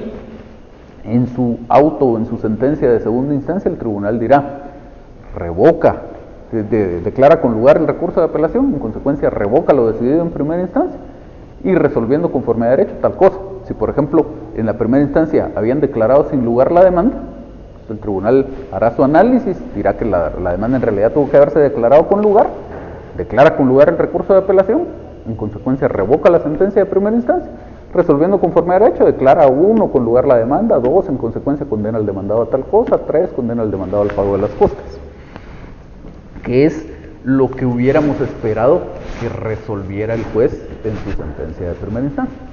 O supongamos que el juez de primera instancia sí declaró con lugar la demanda, pero de 1.000.000 de quetzales que yo estaba pidiendo que condenaran al demandado a pagar, solo lo condenó a pagar 200.000 quetzales. Entonces ahora mi inconformidad es no en cuanto al sentido de la resolución, sino en cuanto al monto. Y la sala dice, tiene esta razón, sí se comprobó que le debían ese 1.000.000 de quetzales.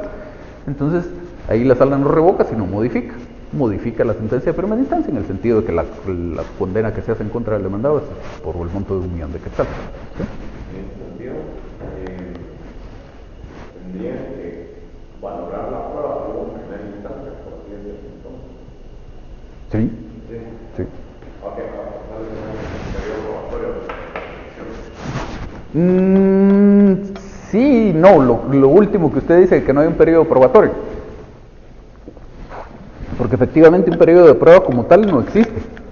Pero sí se pueden recibir pruebas que no hubieran sido recibidas en la primera instancia. Entonces, especialmente cuando el juez le denegó a usted la recepción de un medio de prueba en primera instancia, usted ante el mismo juez de primera instancia presenta una protesta y luego ante la sala dice, por ejemplo, una declaración de testigos. Honorable sala, ante primera instancia propuse la prueba de declaración de testigos, el juez me denegó el diligenciamiento, yo protesté la no admisión del medio de prueba y ahora vengo a que ustedes reciban esa declaración de testigos. Entonces ahí sí podría haber diligenciamiento de prueba en la segunda instancia. No es muy frecuente, pero sí podría haber. Ahora, la sala lo que hace es situarse otra vez en la posición del juez. Entonces la sala puede analizar los hechos, puede analizar el derecho, puede analizar todo.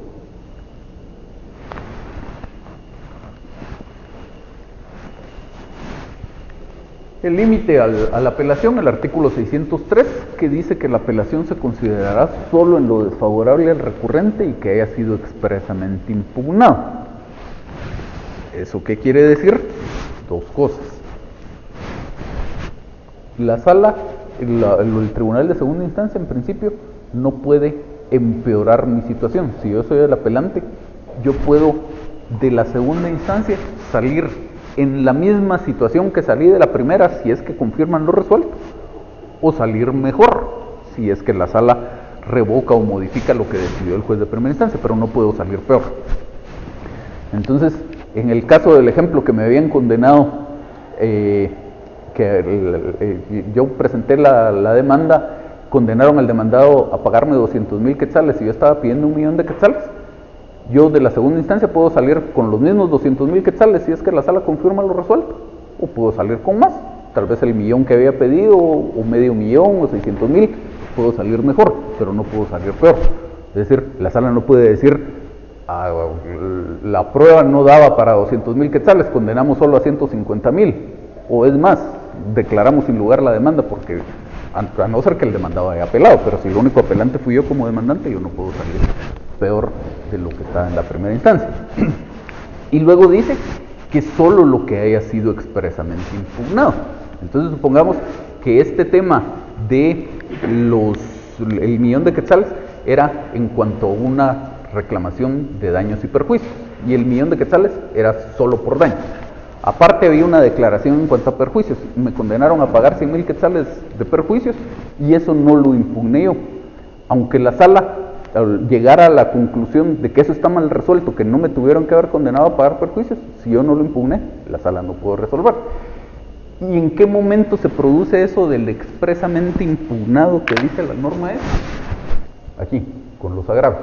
En mi expresión de agravios yo digo cuál es el límite que va a tener esa apelación, que de la resolución es con lo que yo estoy inconforme. Pudiera ser que esté inconforme con la totalidad de la resolución, pero también pudiera ser que esté inconforme solo con una parte, y eso se define con esa expresión de agravios. ¿Sí, diga?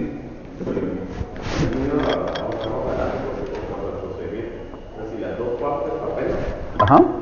se debe conocer en el mismo expediente de apelación. Sí. Y hasta el momento de la vista, tendrían que contradecir los argumentos del otro. O sea, las dos Así es. Sí, porque sí, no lo vamos a ver, entonces platiquémoslo de una vez. Yo demandante, usted demandado. Yo quería que lo condenaran a pagar a usted 1.000.000 de quetzales, lo condenaron a pagar 600,000. Entonces usted está inconforme porque no quisiera pagar nada, yo estoy inconforme porque no condenaron a todo el millón que yo estaba pidiendo. Entonces los dos interponemos recurso de apelación. No podrían tramitarse dos recursos de apelación por separado, porque siendo así, pudiera ser que en mi recurso de apelación yo exprese argumentos muy convincentes y dijeran, sí, va a tener derecho a todo el millón, y usted también expresa argumentos muy convincentes y dijeran, no, reducimos, y entonces existirían resoluciones contradictorias ahí. Es necesario que exista una sola resolución en la que se confirme, revoque o modifique lo decidido en primera instancia. Entonces, efectivamente, a usted le van a dar, era una sentencia, a usted le van a dar sus 6 días para que exprese sus agravios, a mí me van a dar mis 6 días para que exprese mis agravios, y eso sí, cada quien, cuando le notifiquen a usted el día siguiente corren sus 6 días, cuando me notifiquen a mí el día siguiente corren mis 6 días, usted expresa sus agravios, yo expreso los míos, y luego va a haber una sola vista. En esa vista, yo de mis agravios ya no voy a decir mayor cosa, simplemente los confirmo, pero trato de desvirtuar los suyos. Y lo mismo a la inversa, usted confirma sus agravios y trata de desvirtuar los míos.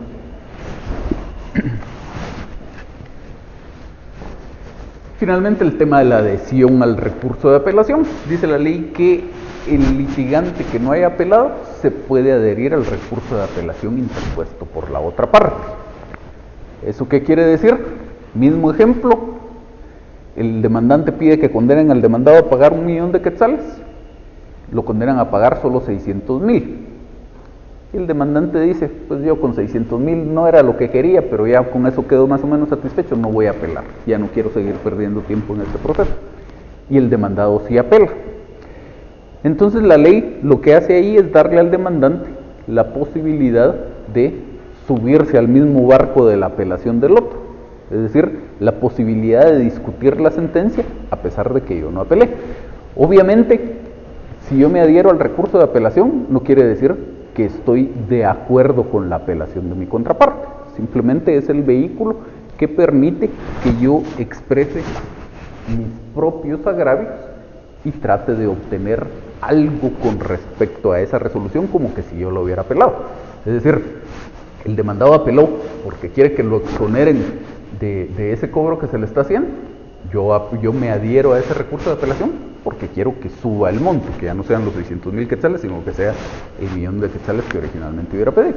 Y lo mismo a la inversa, si el que apeló fue solo el demandante, el demandado se puede adherir a ese recurso de apelación.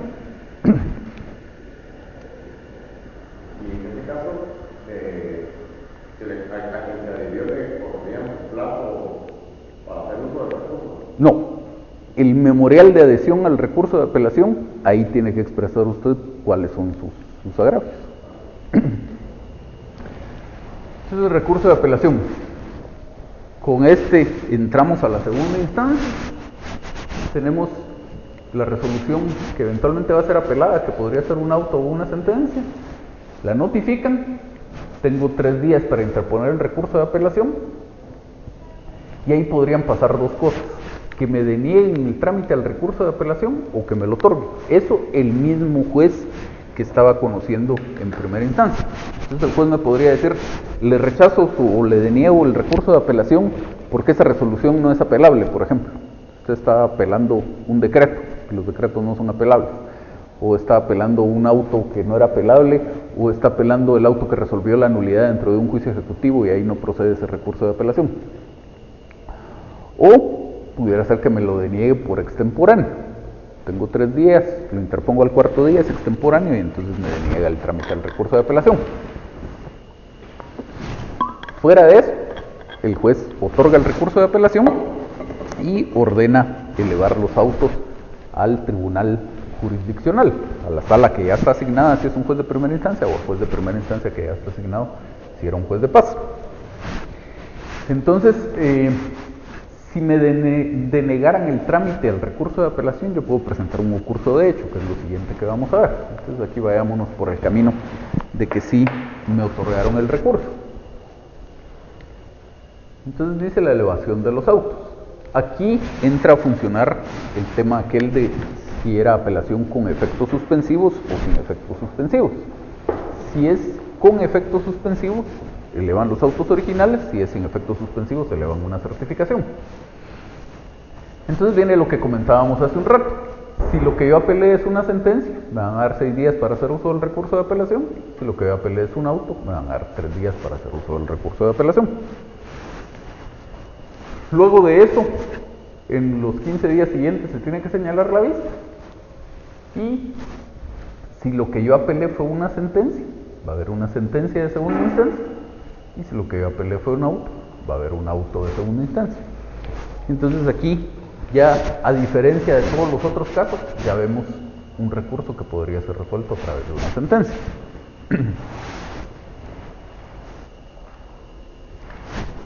Ese es el trámite común y corriente del recurso de apelación, digamos. Ya vimos que en el juicio ejecutivo y en el juicio oral no existen estos 6 o 3 días para hacer uso del recurso de apelación.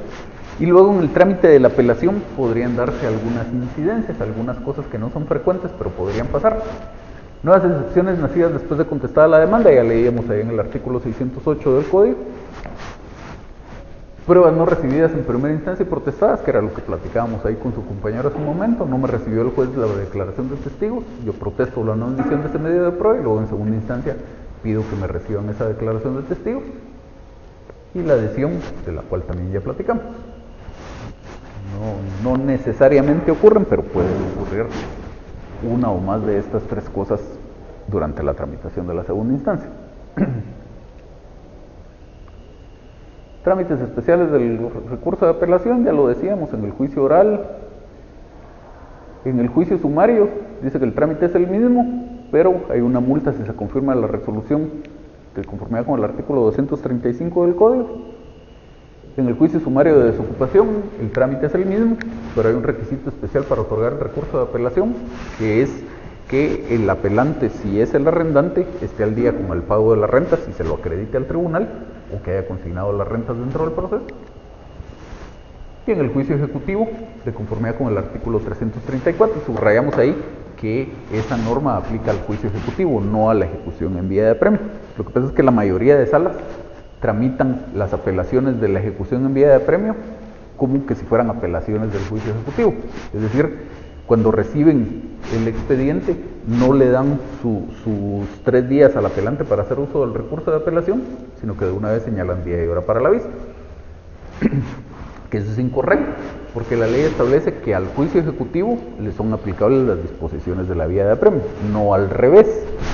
Entonces ahí está mal resuelto, pero hay que tenerlo presente, y hay que tenerlo presente sobre todo porque entonces si me van a aplicar esas disposiciones del artículo 334, quiere decir que yo también en la ejecución en vía de apremio debería apelar con expresión de agravios.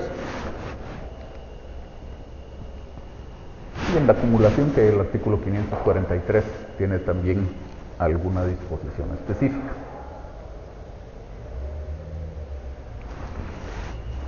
Concurso de hecho, pues muy rápidamente, decíamos, es cuando el tribunal que conoció en primera instancia me deniega el trámite al recurso de apelación y yo considero que esa resolución sí era apelable. ¿Qué vamos a discutir? Pues simplemente vamos a discutir si la resolución era apelable o no. ¿Y qué se resuelve? Pues se resuelve si esa resolución era apelable o no. ¿Qué pasa a continuación? Si declaran sin lugar el ocurso, simplemente devuelven el expediente si lo tenía la sala y se acabó. Si lo declaran con lugar, se queda conociendo de una vez la sala del recurso de apelación.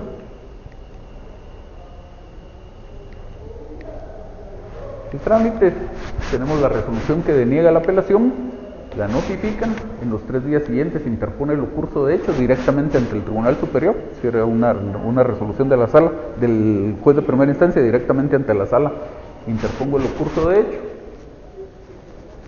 se remite el ocurso al juez inferior, es decir, la sala le manda el expediente del ocurso al juez de primera instancia. En las 24 horas tendría que darse informe y en las 24 horas, supuestamente, tendría que dictar el auto que resolviera el ocurso. Si lo declaran sin lugar, se archiva ese expediente del ocurso y me imponen una multa. Y si lo declaran con lugar, la sala pide los autos para quedarse conociendo del recurso de apelación. Ya me dan mis 6 o 3 días para hacer uso del recurso de apelación y seguimos con el trámite de una apelación común y corriente.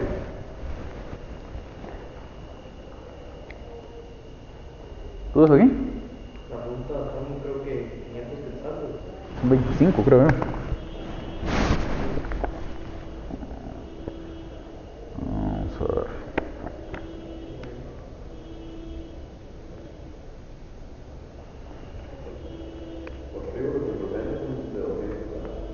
No. Sí, son 25. El segundo párrafo del 612 y en el segundo caso, que es decir que declaran sin lugar el ocurso, se declarará sin lugar el ocurso, ordenando se archiven las diligencias respectivas e imponiendo al recurrente una multa de 25 quetzales. Una pregunta, el procedimiento de ejecución vía premio dice que solo son apelables El auto que rechace la ejecución y el auto que resuelva la liquidación. Ajá. Pero si viene el ejecutado y interpone un recurso de nulidad y este se tramita el incidente y si declaras el auto declara sin lugar el recurso, Ajá. ¿podría apelarlo? No. No. Porque ahí la norma especial es el artículo 325 del Código, que le limita la apelación solo a esos dos casos. Y lo que sí sería apelable, además de eso que dice el 325, es un auto que resolviera, que decretara la enmienda del procedimiento. Fuera de eso, nada más. Bueno, entonces la nulidad. La nulidad, vamos a tratar de verla más o menos rápido, porque si no, no vamos a poder ver la casación. Requisitos de procedencia. Aquí, para enumerar este listado de requisitos de procedencia, lo que hacemos es tomar diferentes partes de 2 o 3 artículos que regulan el tema en el código, y dice en principio que se infrinja la ley en una resolución o en un procedimiento. Entonces necesitamos una norma vulnerada para poder interponer una nulidad, y eso quiere decir que obviamente buena parte de mi planteamiento en la nulidad sería hacer referencia a esa norma infringida y por qué se infringió. Que no sean procedentes los recursos de apelación o de casación, que era lo que ya decíamos, que era la Corte de Constitucionalidad, estirando un poco los criterios, ha sostenido que no procede la nulidad, por ejemplo, cuando procede un recurso de revocatoria, pero la norma no dice eso. La norma solo excluye la posibilidad de nulidad cuando la resolución es apelable o cuando en su contra se puede interponer la casación, porque dice que si ese fuera el caso, ya los argumentos que hubiera expresado en cuanto a la nulidad los hago valer dentro de la apelación o dentro de la casación. Que no sea solicitada por la parte que realizó el acto sabiendo o debiendo saber el vicio que lo afectaba. Entonces a mí me citan para prestar declaración de las partes, no me citan con la antelación debida, eso es nulo, yo podría interponer una nulidad. Pero si me presento a la audiencia, presto la declaración y después quiero interponer la nulidad, aunque teóricamente hubiera estado en tiempo, esa nulidad ya no es procedente. Que no sea interpuesta por la parte que la haya determinado, por el que haya tenido la culpa. Entonces, si yo le pedí algo al juez, presento un memorial pidiéndole algo al juez, el juez accede a lo que hubiera pedido, luego no le puedo decir al juez, señor juez, usted viola la ley al darme lo que yo pedí. Que el acto procesal no haya sido consentido. Entonces, si expresamente, que normalmente no ocurre, pero si expresamente yo manifesté mi consentimiento en cuanto a esa resolución o a ese procedimiento, pues ya me quedé sin la oportunidad. Y si dice la ley que si dejo pasar los 3 días, también se tiene por consentido. Y finalmente que se interponga ante el juez que haya dictado la resolución o infringido el procedimiento. Una cuestión importante aquí, que es diferente a lo que pasa con todos los otros medios de impugnación que ya vimos, es esto de acá. Dice que se infrinja la ley en una resolución. En esa parte estamos en lo mismo que todos los demás. Una nulidad podría interponerse en contra de una resolución, pero dice también o un procedimiento. Es decir, que a través de la nulidad yo podría atacar cosas que no sean resoluciones. notificaciones, audiencias de prueba, diligencias de remate, etc. Clasificación. Importantísimo esto porque en la práctica un altísimo porcentaje lo manejan mal. Tenemos dos clases de nulidades: nulidad por violación de ley y nulidad por vicio de procedimiento. No existe, que hay muchos que lo interponen de esta forma, no existe una nulidad por violación de ley y por vicio de procedimiento. Hay dos clases de nulidades, cada una tiene sus supuestos de procedencia, son totalmente distintas, sus propios efectos. Entonces, ¿de dónde salen estos nombres? No es que yo me los haya inventado, ahí están en la ley, lo que pasa es que hay que saberlos ver. Por supuesto no hay un artículo que diga las clases de nulidad son tal cosa, pero ahí están las normas de donde sacamos esto. Dice el artículo 616, tiene un acápite, y ese sí, ahí tiene el nombre sin dónde perderse: nulidad por vicio de procedimiento, y tiene su contenido. El 617, el acápite es diferente. El 617, el acápite dice nulidad de resolución, pero cuando empezamos a leer el texto dice cuando por violación de ley se declare la nulidad de una resolución, etc. Y entonces de ahí sacamos este par de nombres: el acápite del 616 y la primera parte del contenido del 617. Clases de actuaciones contra las que se plantea cada tipo de nulidad. Entonces ya veíamos en la diapositiva anterior que les decía que a diferencia de los otros recursos, la nulidad eventualmente puede interponerse en contra de algo que no sea una resolución. Y ahí está precisamente la primera gran distinción entre si es una nulidad por violación de ley o una nulidad por vicio de procedimiento. La nulidad por violación de ley es la que se interpone en contra de resoluciones, y lo dice el artículo 617, cuando por nulidad de ley se declare, cuando por violación de ley se declare la nulidad de una resolución, etc. ¿Cuáles son las consecuencias? Entonces, por violación de ley, si lo impugnado es una resolución, y por vicio de procedimiento, si lo impugnado es cualquier otra cosa que no sea una resolución. 616, si la nulidad fuera declarada por vicio de procedimiento, las actuaciones se repondrán desde que se incurrió en nulidad. Entonces, por puro principio lógico más elemental, algo no puede ser y no ser a la misma vez. Entonces, algo que pasa en el proceso o es una resolución o no es una resolución, pero no puede a la vez ser resolución y no ser resolución. Por lo tanto, en cuanto a un mismo acto procesal, yo no puedo interponer nulidad por violación de ley y por vicio de procedimiento al mismo tiempo. O es resolución y entonces interpongo nulidad por violación de ley, o es otra cosa y entonces interpongo nulidad por vicio de procedimiento. Son excluyentes entre sí los dos tipos de nulidad. De hecho, si por ejemplo me notificaran una resolución, en contra de esa resolución se puede interponer nulidad, pero además la notificación está mal hecha, entonces también puedo interponer una nulidad en contra de esa notificación. Yo redactaría un memorial de interposición de nulidad por vicio de procedimiento en contra de la notificación, y por separado un memorial de interposición de nulidad por violación de ley en contra de la resolución.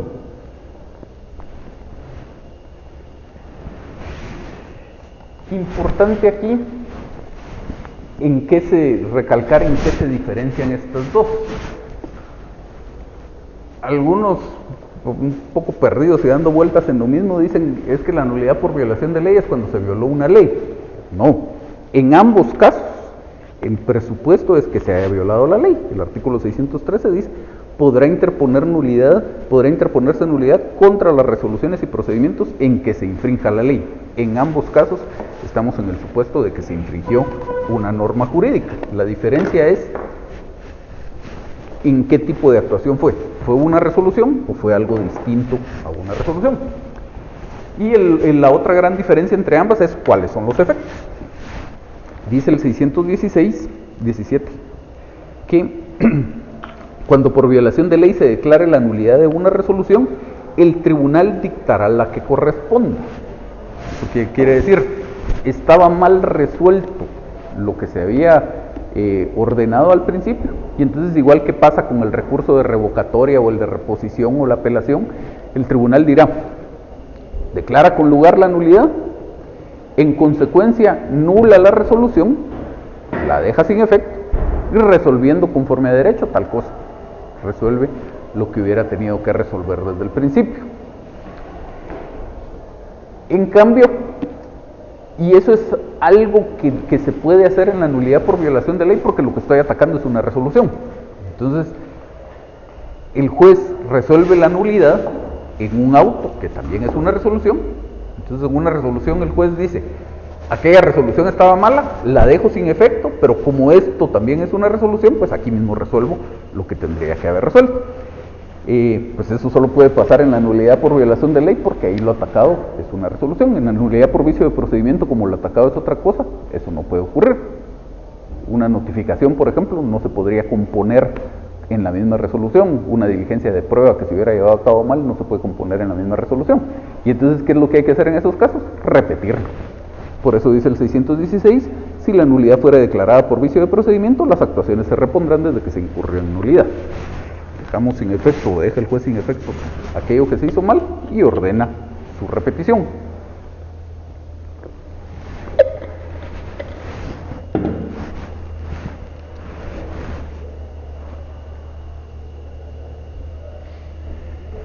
Entonces preguntamos aquí, planteamos un aparente conflicto entre los artículos 615 del Código Procesal Civil y Mercantil y 66 literal C de la Ley del Organismo Judicial, que es en cuanto a temas de apelación. El artículo 66 literal C de la Ley del Organismo Judicial se refiere a las facultades de rechazo que tiene el juez. Entonces dice, los jueces tienen facultad C para rechazar de plano, o sea, ni siquiera darle trámite, de una vez de entrada, bajo su estricta responsabilidad, los recursos o incidentes notoriamente frívolos o improcedentes, los recursos extemporáneos y las excepciones previas extemporáneas, sin necesidad de formar artículo o hacerlo saber a la otra parte. ¿Eso qué quiere decir? Que si yo interpongo una nulidad que evidentemente carece de fundamento, el juez de conformidad con esta norma tiene la facultad de rechazarme esa nulidad. Hasta ahí no hay pierde. Luego dice, la resolución deberá ser razonada, será apelable, y esto es como se tramita la apelación, pero dice que esa resolución del juez es apelable. Ahora, el artículo 615 del Código trata del trámite de la nulidad, es decir, si el juez le da trámite a la nulidad, esto se tramita por el procedimiento de los incidentes, le das audiencia a la otra parte, etc. Entonces dice, la nulidad se interpondrá ante el tribunal, se tramitará como incidente y el auto que lo resuelva, ese incidente, es apelable ante la sala respectiva, en su caso ante la Corte Suprema de Justicia. ¿Eso qué quiere decir? Que si el juez no me rechaza la nulidad, sino que sí le da trámite, le da su audiencia a la otra parte y finalmente dicta el auto, de conformidad con el artículo 615, ese auto es apelable. Entonces, en la práctica se ha dado en varias ocasiones la discusión de qué pasa, buenas noches, si el tribunal me rechaza la nulidad. Si me dice, esa nulidad es notoriamente frívola, se la rechazo, y entonces yo quiero interponer en contra de esa resolución un recurso de apelación. En ocasiones el juez resuelve, esa resolución no es apelable, porque el artículo 615 del Código dice que es apelable el auto que resuelva la nulidad, pero si se le dio trámite y pues al resolver en definitiva se dicta este auto. Y eso es cierto. Lo que pasa es que en ese caso del rechazo, la apelación no se interpondría con base en el artículo 615, sino se interpondría con base en el mismo artículo 66 literal C de la Ley del Organismo Judicial, que es el que le da al juez la facultad de rechazar la nulidad. Si nos quedáramos solo del lado del Código Procesal Civil y Mercantil, el juez no podría rechazar esa nulidad. Entonces, esta es una parte de una sentencia de la Corte de Constitucionalidad que dice, la pertinencia de acudir a la apelación contra el rechazo liminar, el rechazo de plano de la nulidad, con sustentación en que era frívola por haberse emitido esta dentro de un juicio civil de conocimiento, en que no está limitada a la alzada como un juicio ordinario. En ese sentido, la decisión judicial de rechazo citada sí ostenta el carácter de apelable, por disposición expresa de lo preceptado en el inciso C del artículo 66 de la Ley del Organismo Judicial. Entonces, si el juez me rechaza la nulidad, yo puedo apelar con base en el artículo 66 literal C de la Ley del Organismo Judicial Si el juez le da trámite a la nulidad contra lo que resuelva en definitiva, también puede apelar con base en el artículo 615 del Código Procesal Civil y Mercantil. Son dos resoluciones distintas, tienen sus fundamentos distintos, pero ambas son apelables. Por supuesto, importante, lo que recalca aquí, que vemos aquí en celeste, en los juicios en que no está limitada la apelación. Si es un juicio ejecutivo, una ejecución enviada a premio, un juicio oral, en esos casos no. Trámite, sencillísimo, el trámite de los incidentes que ustedes ya conocen, la resolución, me notifican, en los 3 días siguientes se puede interponer la nulidad. Solo nos vamos a detener ahí un poco en cuanto a cómo computar esos 3 días, porque eso en la práctica sí da con frecuencia algún problema. Lo que pasa es que cuando la ley establece el plazo para interponer la nulidad, dice,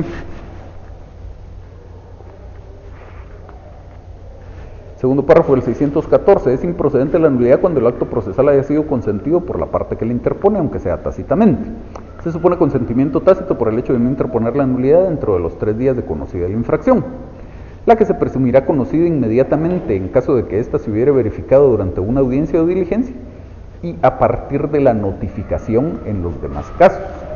Entonces, con alguna frecuencia vemos en la práctica resoluciones del juez que dicen: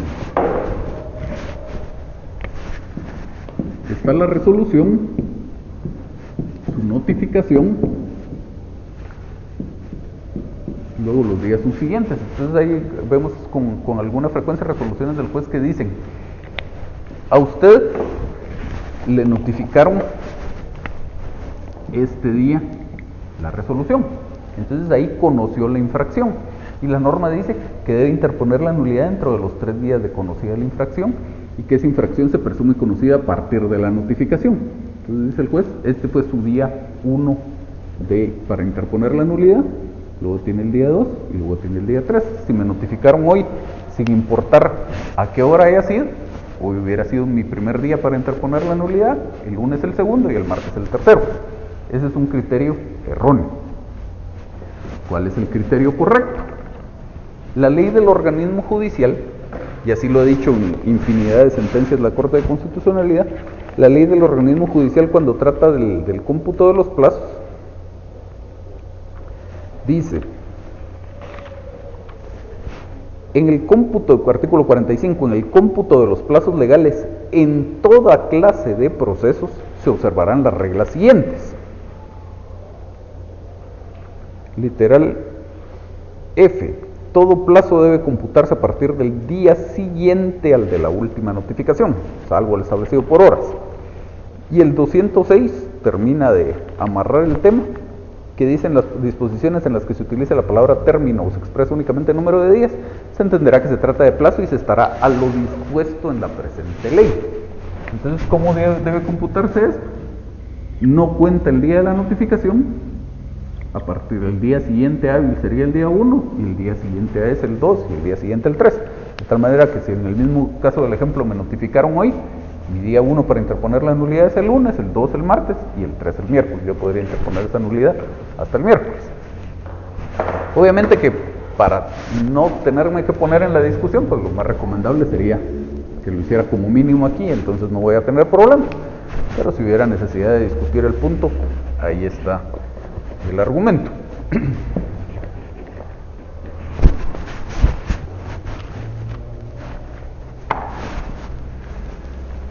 Fuera de eso, incidente común y corriente, se interpone audiencia por 2 días a los otros interesados. Si la nulidad se refiere a cuestiones, si la nulidad no se refiere a cuestiones de hecho, en los 3 días siguientes hay que dictar el auto. Y si sí se refiere a cuestiones de hecho, apertura a prueba por 8 días y en los 3 días siguientes el auto.